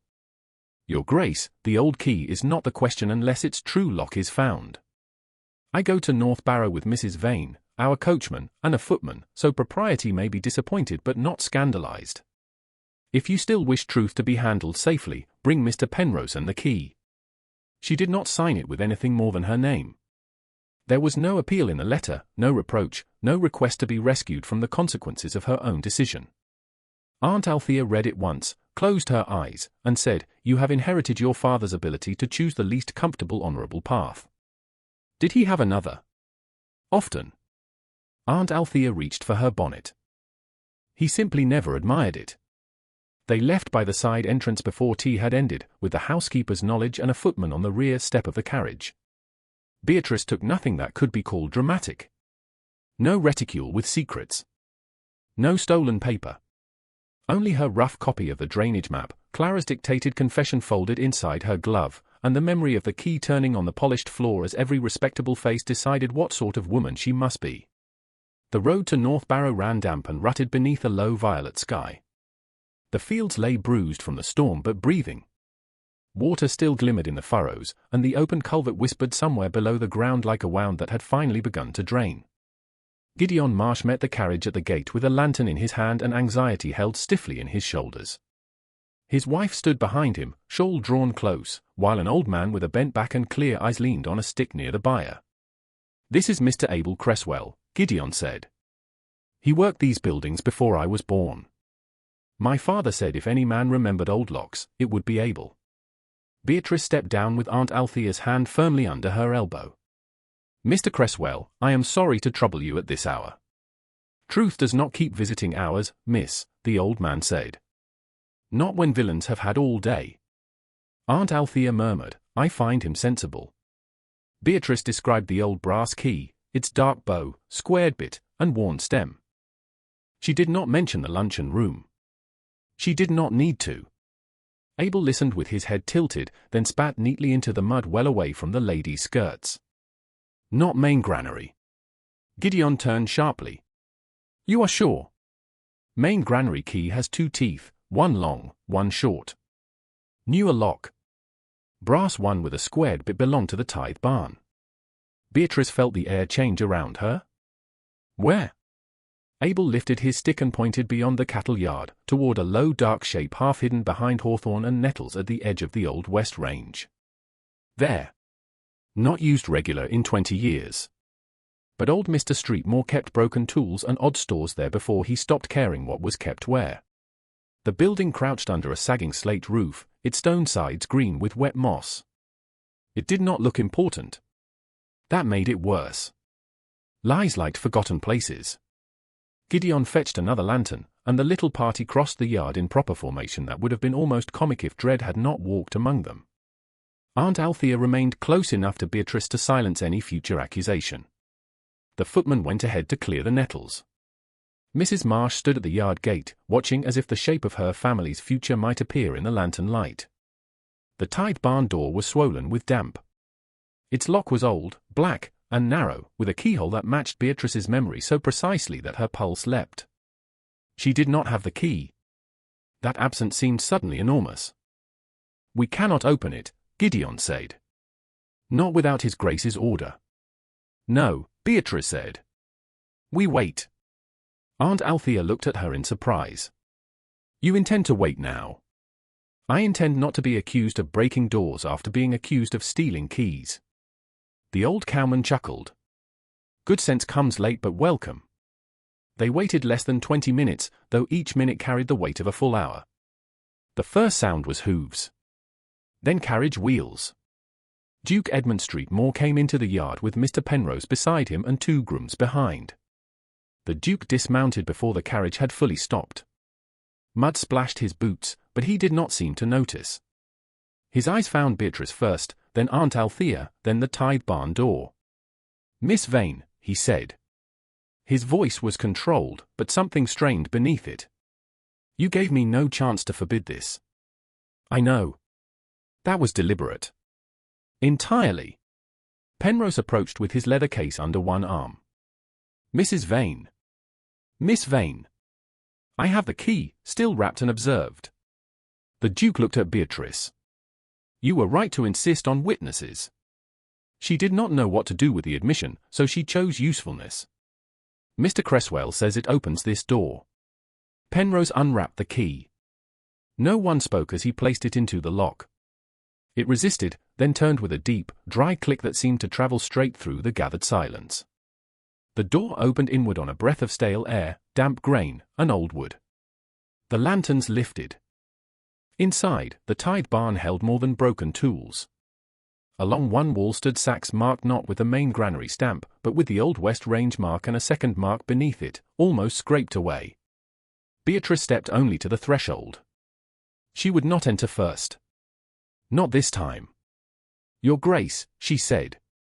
Will you have your men look at the lower seam of those sacks? Edmund gave the order. A groom lifted one sack into the light. The scraped mark showed clearer. It belonged to a neighboring estate under mortgage. Penrose bent over it, his expression sharpening. Gideon gave a low oath, then apologized to both ladies. Behind a stack of rotting boards, the footman found a tin box wrapped in oilcloth. Penrose opened it. Inside lay folded ledger pages, dry despite the damp, written in the same neat hand as the false receipt. Duplicate entries. Grain transfers. Cartage charges. Amounts moved from one column to another like people pushed off a road. Beatrice saw Sir Thomas Vane's name again on one page, then another, used not as a man but as a convenient ghost. The ache came, but she did not bow beneath it. Edmund stood very still beside her. He did not say her name. He did not tell her to sit. He did not take the pages from her sight. This is enough to begin, Penrose said. More than enough, Your Grace. It ties the West Range stock to false charges and to transfers that never passed through the main granary. And to my father? Beatrice asked. Penrose's face softened with professional caution. It proves his name was used after his death. It does not yet prove the earlier fraud against him, but it gives us a road. A road. Not justice. Not yet. But not fog. Beatrice looked down at the page until the letters steadied. Then a voice came from the dark beyond the barn. A very touching tableau. Silas Warwick stepped into the lantern light from the side of the building, his hat low, his gloves spotless despite the yard. No one had heard him approach over the wind. Gideon moved at once, but the Duke lifted one hand and stopped him. Warwick looked not at Edmund, but at Beatrice.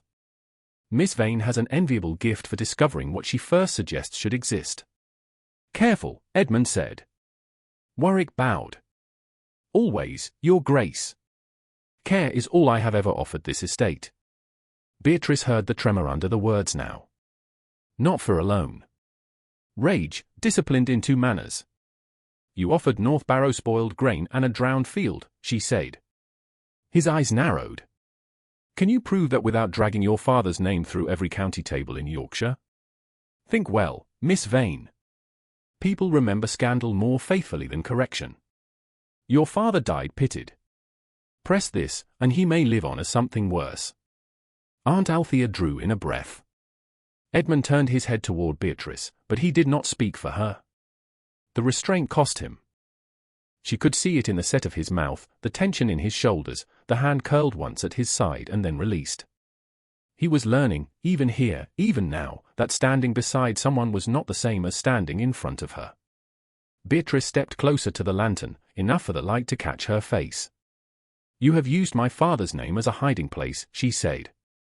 You used his death because a dead gentleman cannot object and a ruined daughter was expected to be grateful for silence. Warwick's smile thinned. Fine words. Society tires quickly of fine words from women who forget their station. Then society may sit down. It has been standing in the way long enough. The old cowman made a small sound that might have been approval. Beatrice did not look away from Warwick. My father's honor is not yours to hold hostage. My reputation is not your cupboard key. If truth wounds the Vane name before it clears it, then let it wound.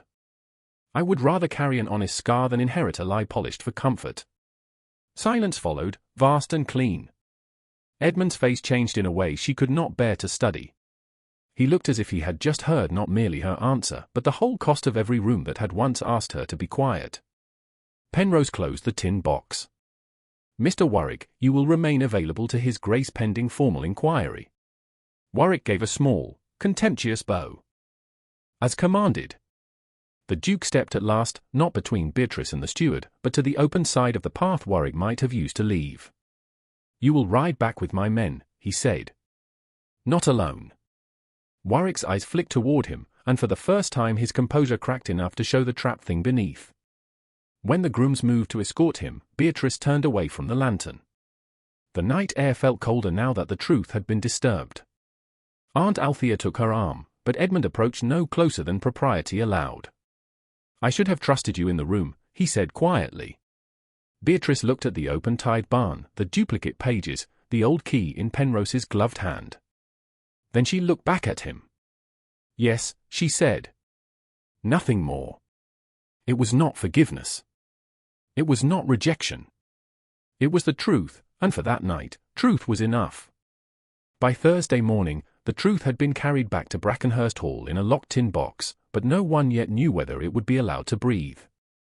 Mr. Penrose spent the first hours after dawn in the Duke's library with the duplicate ledger pages spread across a baize-covered table, his spectacles low on his nose and his pencil moving with slow, precise displeasure. The old brass key lay beside the papers, wrapped now in clean linen and labelled in Penrose's hand. Edmund Streetmore stood at the window while the solicitor read.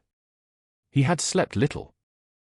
The night at North Barrow had left mud on his boots, anger in his blood, and Miss Beatrice Vane's single word lodged in him like judgment. Yes. He had deserved it. That was the difficulty. Men of his rank were accustomed to apology as an event. They spoke, they were answered, and the world restored itself around them. Beatrice had given him no such comfort. She had given him truth and then turned away, leaving him to decide whether he wished to be the sort of man who admired her courage only after it cost her everything. Penrose looked up from the ledger pages. "Your Grace, there is enough here to remove Warwick from authority at once and begin formal proceedings through the proper channels. There is also enough to make the matter very ugly if handled publicly." "Ugly for whom?" Edmund asked. "For Warwick, certainly. For the estate, temporarily. For Miss Vane, quite possibly. Her father's name appears repeatedly. A careless room will not distinguish between a forged use of a name and a guilty one." Edmund turned from the window. "Rooms are often careless because men like us arrange them that way." Penrose removed his spectacles. "Then I shall speak plainly. A quiet settlement would protect Brackenhurst from scandal and Miss Vane from speculation. Warwick could be dismissed with no recommendation. Debts traced privately. Tenant losses corrected. The false receipts placed under seal. And Sir Thomas Vane. His name need not be discussed outside necessary papers." Edmund heard what was meant beneath the careful words. The dead man would not be accused again. He also would not be cleared.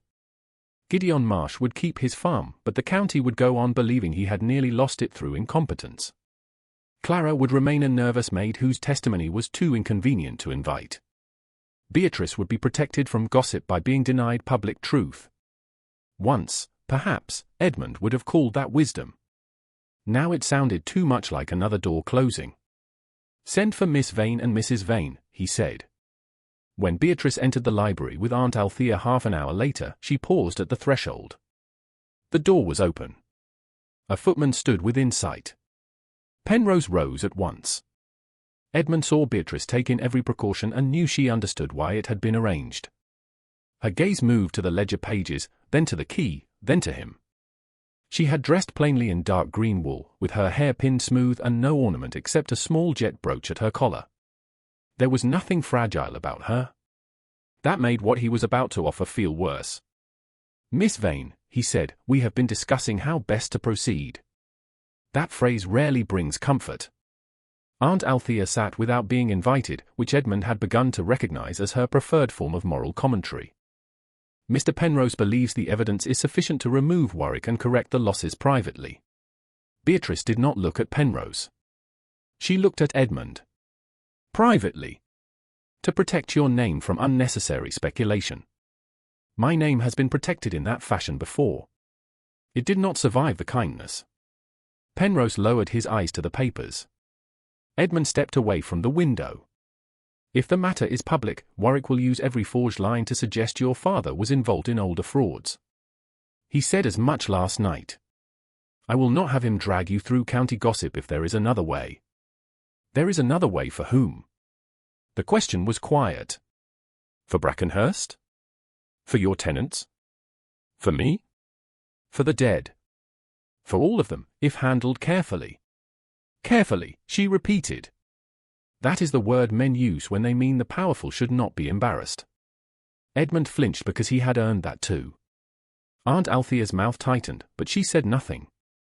Beatrice moved closer to the table. She did not touch the papers. "If this is settled quietly, Gideon Marsh will be allowed to keep North Barrow, but everyone will remember that the Duke spared him after mismanagement. Clara may keep her place, but she will know truth made her dangerous. My father's name will not be accused aloud, but neither will it be restored aloud. As for me, society will say I was saved from exposure by your generosity. I would contradict that." "In which room?" The question struck harder than anger. Edmund had no immediate answer, and that was answer enough. Beatrice's voice softened, which made it more devastating. "Your Grace, if you hide truth to spare me pain, you will make gratitude another cage. I will be expected to thank you for silence, and every person who whispered over that key will remain comfortable." Edmund looked at her across the table. The urge to protect her rose sharp and fierce, but he had begun to distrust the shape it took in him. It wanted to gather, decide, close, command. It wanted to keep her from the teeth of society by removing her from the field entirely. That was not protection. That was possession dressed as prudence. Before he could answer, the library door opened and the butler appeared with a card on a salver. Lady Honoria Peveril requests a private word, Your Grace. Aunt Althea gave an audible breath of disdain. How timely. Edmund looked at Beatrice. Will you remain? If Lady Honoria requests privacy, I suspect I am the furniture she wishes removed. Then stay. Lady Honoria entered with Miss Evelina Peveril trailing behind her like a pastel echo. Evelina looked uncertain, perhaps even uncomfortable, but Lady Honoria's composure was complete. She greeted the room with practiced concern and glanced only briefly at the papers. Your Grace, I shall not take much of your time. After the distress of yesterday's luncheon and the rumours already spreading, I thought it my duty as an old family friend to offer assistance. What assistance? Edmund asked. Lady Honoria folded her hands. Influence. Discretion. A county has many mouths, but some still listen to me. If this matter is kept within appropriate bounds, I can help ensure it does not injure Brackenhurst, or any vulnerable young woman whose enthusiasm may have placed her in an awkward light. Beatrice stood very still. Edmund felt the room tilt toward the old, familiar bargain. Reputation in exchange for obedience. Silence in exchange for safety. Lady Honoria's gaze moved to Evelina. And of course, stability is strengthened by proper alliances. My niece has great affection for Brackenhurst. She would never interfere where she ought not. Evelina's cheeks coloured. Aunt, please. Lady Honoria ignored her. The county would be reassured to see the House of Loxmere turn toward steadiness. Edmund understood then that disgust, if cold enough, could clarify a man's entire future. Lady Honoria, he said, you have mistaken my patience for uncertainty. Her smile thinned. I beg your pardon. There will be no Peveril alliance. Evelina looked down, not wounded so much as relieved. Lady Honoria went pale under her powder. Edmund continued, there will also be no arrangement in which Miss Vane's reputation is purchased by silence, nor one in which a maid's fear, a tenant's near ruin, and a dead man's stolen name are treated as inconveniences to be managed around your drawing-room preferences. Lady Honoria's eyes flashed. You risk making a spectacle of your own estate. No, Edmund said. Warwick did that. I risk admitting it. The silence that followed was almost beautiful. Lady Honoria curtsied with the stiffness of a woman forced to retreat before witnesses. As your Grace wishes. When she and Evelina left, Penrose quietly shut his document case, though the library door remained open. Beatrice looked at Edmund, and he realized with a hard twist of regret that she had heard his refusal but not yet the choice beneath it. You refused her, she said. Yes. For the estate. For the truth. The estate will have to endure being honest. Her gaze dropped to the ledger pages. Then hear my condition. Name it. I stand in the final inquiry. Not behind Aunt Althea, not outside the room, not represented by your solicitor, and not protected by being made absent. If Warwick uses my father's name, I answer. If Lady Honoria speaks of impropriety, I answer. If society wants a woman to blush and disappear, it will be disappointed. Edmund's heart moved before his face did. Not with desire alone, though tenderness had become impossible to deny. It moved with recognition. She was not asking him to save her. She was asking him not to make rescue another form of erasure. You shall stand, he said. Not by my permission alone, but by right of what you discovered. And if the room turns cruel, then the room will learn its manners from you first and from me second. For the first time that day, something in Beatrice's expression eased. Not a smile. Not forgiveness. A door, perhaps, opened from the inside by less than an inch. Edmund did not step toward it. Mr. Penrose, he said, turning to the solicitor, send formal notices. Tomorrow at noon. Brackenhurst drawing room. Warwick, Lady Honoria, Mrs. Dollin, Clara, Gideon Marsh, Abel Cresswell, the estate agent, the carrier if he can be found, and any guest who heard the accusation at luncheon. Penrose nodded. And the purpose, your Grace? Edmund looked at Beatrice, then at the old brass key resting in linen. To determine what the key opened, he said, and what it was meant to lock away. By the time the notices left Brackenhurst, the county already had half a dozen versions of the scandal. By noon tomorrow, it would have only one truth or none at all. Beatrice stood beside Aunt Althea as the footman carried the sealed letters out, and she did not feel safe. Safety was too small a thing for what waited. She felt seen, and that was more frightening. She felt the terrible beginning of trust. At noon the next day, Brackenhurst drawing room held more silence than furniture. Chairs had been arranged in careful rows, not like a court, for no one wished to give scandal the dignity of law, but close enough that every person present understood judgment had entered by another door. The tall windows admitted a clear, cold light over polished floors, blue china, and the portraits of St. Maur ancestors watching with the expression of men who had been dead too long to be embarrassed. Mr. Penrose stood near a small writing table with his papers, the linen-wrapped key, and the tin box from the tithe barn. The Duke of Loxmere stood beside the mantel, not seated, not hidden behind rank. Beatrice noticed that first. He had placed himself where all could see him and where he could not retreat into ceremony. Aunt Althea sat near Beatrice, one gloved hand resting on the handle of her cane, though she did not need it to walk. Gideon Marsh stood with Abel Cresswell and the estate agent near the lower end of the room. Clara sat beside Mrs. Dollin, pale but upright, her cap pinned with painful neatness. Lady Honoria Peveril entered last, as if punctuality were a favour she had considered but declined to grant. Miss Evelina followed her, eyes lowered, cheeks tense. Mr. Warwick came in behind them under the escort of a groom and bowed to the Duke with such sorrowful correctness that any stranger might have believed him the injured party. "Your Grace," he said, "I remain at your service, despite the distressing nature of these proceedings." Edmund did not answer the performance. He looked to Penrose. "Begin." That single word altered the room. It removed all lace from the matter. Penrose adjusted his spectacles. "We are gathered to address an accusation made at Wednesday's luncheon, concerning an estate key found in Miss Vane's reticule, and to examine related evidence regarding North Barrow Home Farm, the West Range stores, and certain ledger entries." Warwick lifted his chin. "May I say, sir, that I never wished matters to reach this point." "You may say it," Penrose replied. "I shall record only what is relevant." A faint colour rose in Lady Honoria's face. Beatrice would have smiled if her throat had not felt so dry. The Duke's gaze moved toward her. He did not beckon. He did not rescue. He simply made space with his attention. Penrose unfolded the cloth and placed the brass key on the table. It seemed smaller today, almost ordinary, and therefore more dangerous. "Miss Vane," he said, "will you state what you know of this object?" Beatrice rose. The room shifted around her. She felt the weight of every eye, but not as she had at luncheon. Then, they had looked to reduce her. Now, she stood because truth required a body. "I first saw that key in His Grace's estate office on Friday afternoon," she said.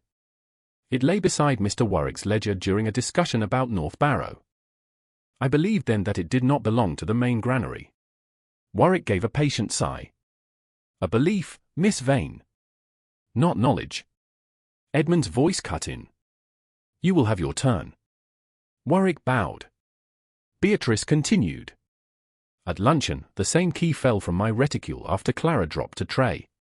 Mr. Warwick identified it as the missing granary key and implied that I had used it improperly." "I implied concern," Warwick said. "No," Beatrice said, looking at him for the first time. "You implied guilt and trusted gentility to make it sound like concern." The room went still. Penrose wrote. Lady Honoria's fan opened with a soft snap. "Miss Vane," she said, "your manner is becoming rather forceful." Beatrice turned to her. "What is unseemly is not a woman reading a ledger. It is a roomful of respectable people preferring theft to discomfort." The sentence struck harder aloud than it had in her mind. Gideon Marsh looked down, swallowing hard. Clara's eyes filled, but she did not bow her head. The Duke did not smile, but something in his expression steadied into unmistakable pride. Lady Honoria had no reply that would not reveal too much of herself. Penrose cleared his throat. "Mr. Cresswell, will you step forward?"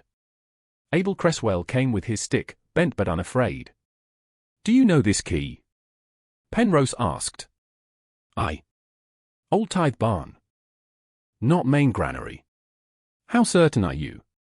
Certain as a man can be who spent 40 years opening doors other folk forgot existed. A brief murmur moved through the room.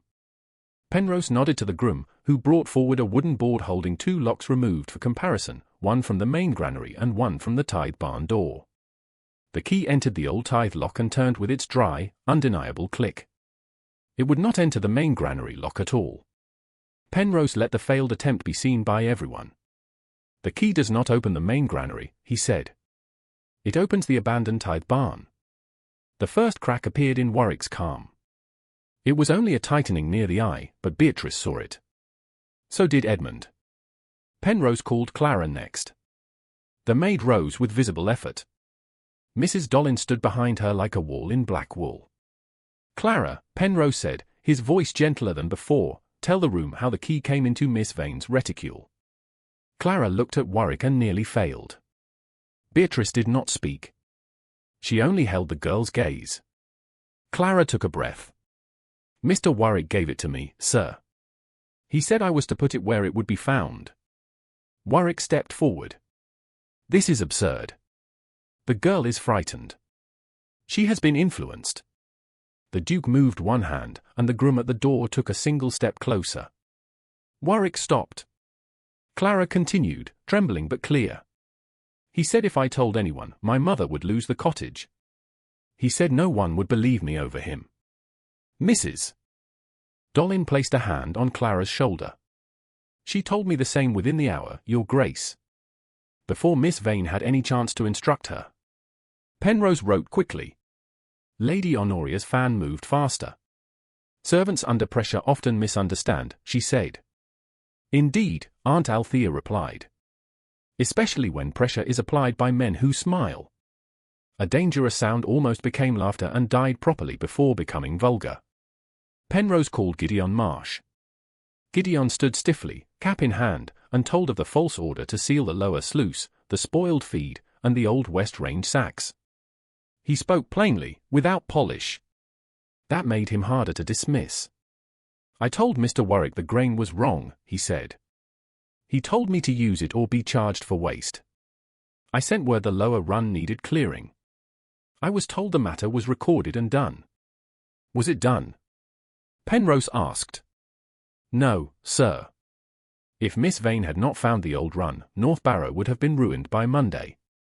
The word seemed to enter the room through the floor and rise beneath every chair.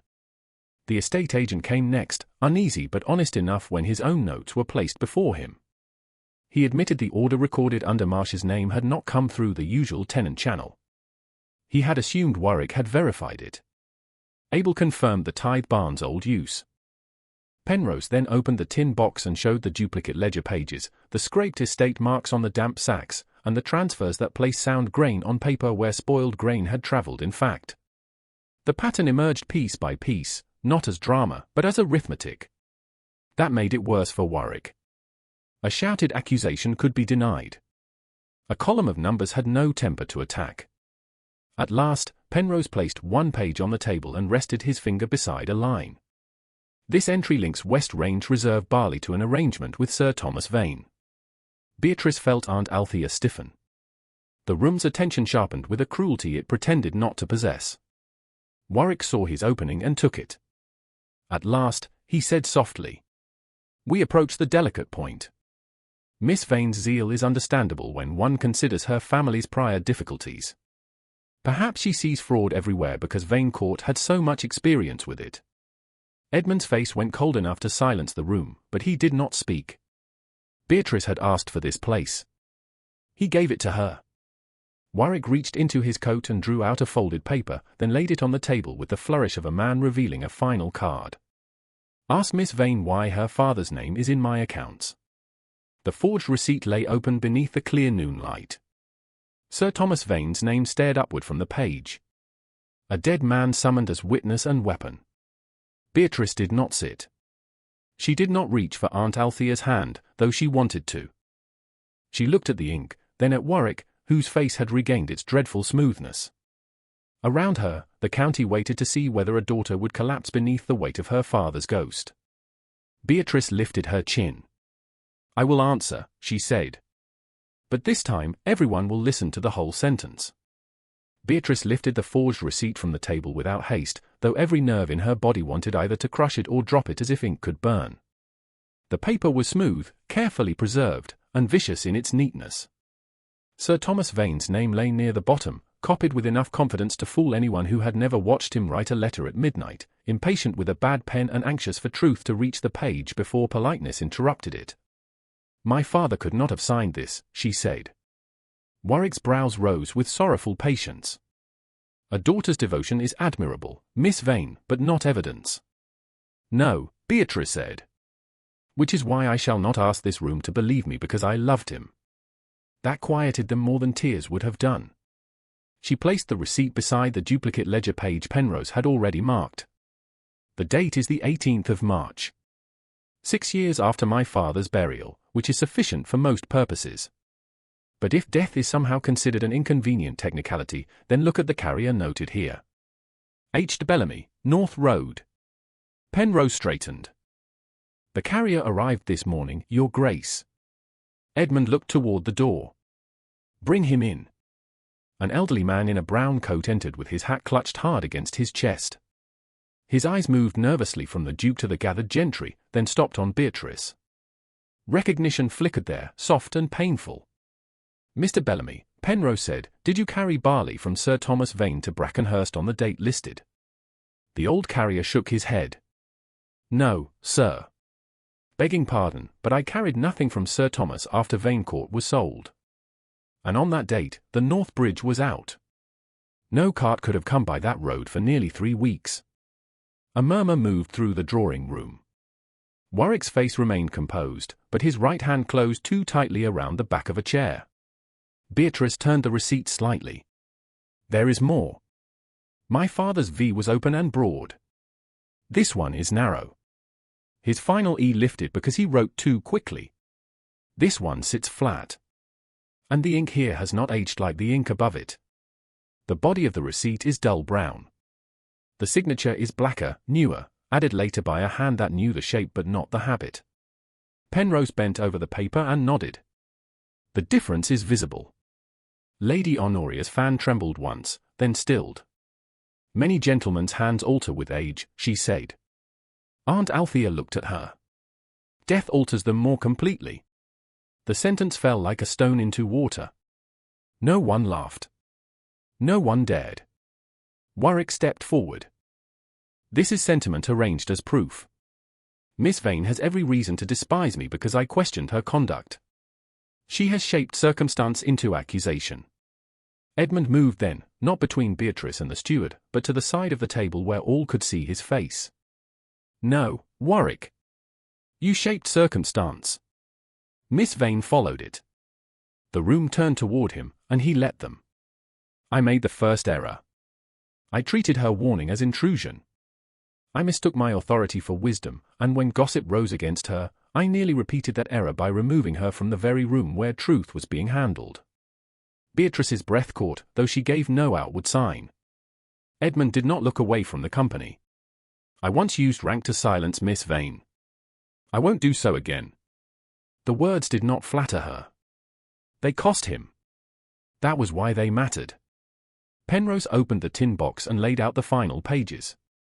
The evidence shows a pattern. Sound grain was entered in the accounts as if purchased and stored.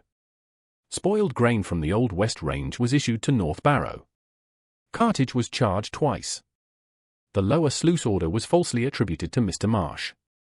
The old culvert was to be buried, which would have ruined the field and confirmed the false account of tenant mismanagement.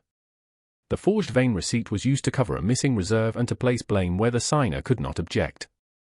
Gideon Marsh stood rigid, his weathered face pale beneath the tan. "Then I was never careless." Edmund turned to him. "No. You were wronged. Your tenancy stands. Your losses will be corrected from my own account first and recovered later from the guilty parties." Gideon's mouth worked, but no words came. Mrs. Dollin put one hand on Clara's shoulder as Penrose continued. "The maid Clara has given a statement that she was coerced into placing the key. Her position shall not be forfeit for testimony given under threat." Edmund's voice followed at once. Clara remains under Mrs. Dollin's protection. Anyone who retaliates against her will answer to me. Clara began to cry then, silently, with relief so careful it seemed afraid of being noticed. Warwick's composure broke only at the edges. Your Grace, after years of service, you'll condemn me on the word of a frightened maid, a tenant desperate to keep his holding, and a lady whose family history is stained beyond repair. Beatrice felt the old wound open, but it did not swallow her. Edmund's gaze became colder than any shout. No. I dismiss you on the strength of ledgers, witnesses, false entries, concealed stores, and the fact that you believed rank would protect you from arithmetic. Penrose closed one folder. I recommend immediate removal from estate authority. The accounts should be seized for review, and sworn statements prepared for the county magistrates. Do it, Edmund said. Mr. Warwick is removed from service at Brackenhurst as of this hour. He will receive no recommendation from the House of Loxmere. His access to estate papers, funds, tenants, and servants ends now. Warwick's eyes flashed at last, raw and furious, but the groom by the door had already stepped forward. There was no struggle. Only the terrible humiliation of a man escorted from a room while everyone remained polite enough to make the ruin complete. Before he reached the door, he turned toward Beatrice. Society will remember your part in this. She met his gaze. Good. Let it remember accurately for once. The door closed behind him. Lady Honoria rose, gathering dignity around herself like a cloak. Your Grace, this has been most distressing. I trust you understand that my only concern was propriety. Edmund turned to her. Your concern was control. Her face hardened. I beg your pardon. You encouraged suspicion when a woman's reputation could have been ruined by it. You offered influence in exchange for silence. You placed your niece before me as though marriage were a curtain large enough to hide theft. Evelina looked down, cheeks burning, but not with vanity. With shame for the role she had been made to play. Edmund's voice remained measured. The Peveril family will not be allied with mine. Miss Evelina bears no fault in this, but you, Lady Honoria, will not use my drawing-room again to dress cruelty as caution. Lady Honoria curtsied because rank required it. Her eyes promised resentment, but resentment was not victory. When she sat, the room sat with her, subdued into truth. Edmund faced the company one final time, then turned toward Beatrice. He did not take her hand. He did not make the moment intimate in a public room. He gave her something more difficult and more necessary. Witness. Miss Beatrice Vane saved North Barrow. She defended my tenants when I was too ready to trust a convenient report. She restored her father's name to this room, and she taught the Duke of Loxmere that command is not the same as judgment. Beatrice felt the words move through the silence and settle where shame had lived for years. She could not speak at first. Aunt Althea reached for her hand, and this time Beatrice let her take it. The room did not applaud. Applause would have cheapened it. Instead, men who had whispered avoided her eyes, and women who had measured her impropriety were forced to measure their own. Edmund stepped no closer. I owe you more than public acknowledgement, he said, his voice lower now, though still clear enough for the room to hear. I owe you changed conduct. If, after all my errors, you would permit me, I would like to court you properly. The air altered. Beatrice looked at him and saw not the Duke who had dismissed her, nor the man who had tried to protect her by closing doors, but the one who now stood inside his own failure and did not ask her to soften it for him. Your Grace, she said, I will answer when the room no longer requires one. His expression changed, and she knew he understood. This was not rejection. It was freedom. She curtsied to him, then to the room, and left with Aunt Althea beside her, not in shame, not in retreat, but because for the first time in years, no one had the right to stop her. Edmund did not follow. That restraint was his final apology of the day. Behind her, the drawing-room remained full of people, papers, consequences, and silence. Ahead of her, the corridor opened toward light. Several weeks passed before North Barrow looked less like a place that had narrowly escaped ruin and more like a farm that had chosen to live. The lower barley never regained the proud height it might have had without the flood, but it stood green enough beneath the June light, and that was sufficient to make Gideon Marsh remove his cap every time he crossed the field. The cattle yard had been drained and newly gravelled. The old culvert had been cleared, braced, and marked on fresh estate plans in a hand that did not pretend old truths were inconvenient. Clara remained at Brackenhurst under Mrs. Dollin's firm protection, no longer white-faced in passages, though she still curtsied too quickly whenever she passed Beatrice. Mr. Warwick's rooms had been emptied within 2 days of the inquiry. His accounts, letters, and private debts had been sent to Penrose, who prepared sworn statements for the magistrates with a satisfaction he disguised as professional neatness. Lady Honoria Peveril departed the county before the week was out, taking her niece with her and leaving behind more silence than sympathy. Miss Evelina, to her credit, wrote Beatrice a brief note of apology in a fine, careful hand. Beatrice kept it. Not because it healed anything, but because it proved some people could step out of a pattern before it hardened around them. As for Sir Thomas Vane, his name began to change in people's mouths. No bell rang. No one stood in a ballroom to declare him restored. The alteration came more slowly and more honestly. A neighbour who had once crossed a street to avoid speaking of Vane Court now wrote to Aunt Althea with a memory of Sir Thomas's kindness during a poor harvest. An old tenant sent a basket of early strawberries with a note saying he had always known the accounts had smelled wrong. At church, a lady who had once pitied Beatrice with exhausting sweetness looked at her, hesitated, and said only, "Your father was wronged." It was not enough to give back the years. Nothing could do that. But it was something. Truth did not resurrect the dead. It could, at least, stop the living from burying them twice. Beatrice did not remain at Brackenhurst as if victory had made the house hers. She returned to Aunt Althea's modest lodging in the village and accepted invitations to the hall only when they were properly sent, properly answered, and properly attended. The Duke of Loxmere observed every boundary with such exactness that Aunt Althea, after the third morning call, declared herself both impressed and irritated. A man should not become more dangerous by behaving well, she said, watching his carriage depart. Beatrice folded the note he had brought and laid it on the table. He is not dangerous. My dear, he is handsome, repentant, powerful, and learning humility. That is a combination no sensible aunt can approve without resistance. Edmund did not come with jewels. He came with documents. The first was a formal statement, signed by himself and Penrose, affirming Beatrice's role in uncovering the fraud at Brackenhurst, the accuracy of her observations, and the restoration of Sir Thomas Vane's honour in the relevant accounts. The second was a set of letters addressed to 2 widowed relations who held estates in need of careful review, recommending Miss Beatrice Vane as a confidential adviser in household and agricultural accounts, with Aunt Althea as companion if any residents were required. Beatrice read them twice before she spoke. You understand what this gives me. Edmund stood across Aunt Althea's sitting room, hat in hand, too large for the small space and somehow careful not to dominate it. I hope it gives you choices. Even if I refuse you. His mouth tightened, but his eyes did not flinch. Especially then. Aunt Althea looked down at her embroidery with a suspicious cough. Beatrice held the papers against her lap and felt the old cage open in a direction she had not known existed. She had expected apology. She had expected courtship, perhaps, conducted with the solemn restraint of a man making amends. She had not expected freedom offered before affection was asked to answer. You should know, she said, that I will not be made into your penance. Edmund's face changed. Not pain. Recognition. No, his voice was low. My apology was owed.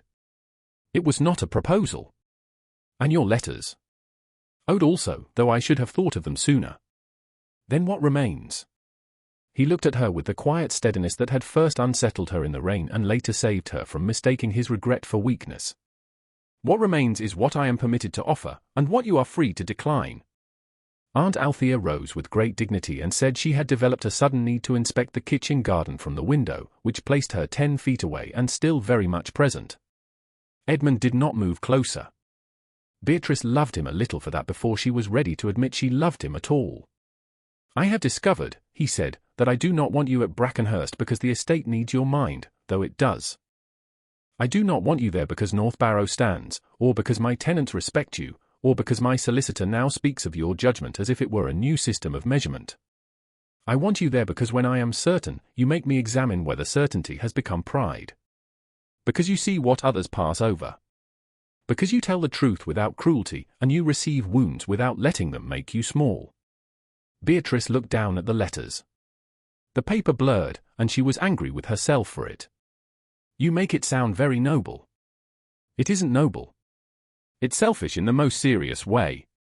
I want a life in which you are not outside the door. Aunt Althea made a small sound at the window and pretended it was a bird. Beatrice steadied herself. If I come to Brackenhurst, it will not be as the woman you rescued from scandal.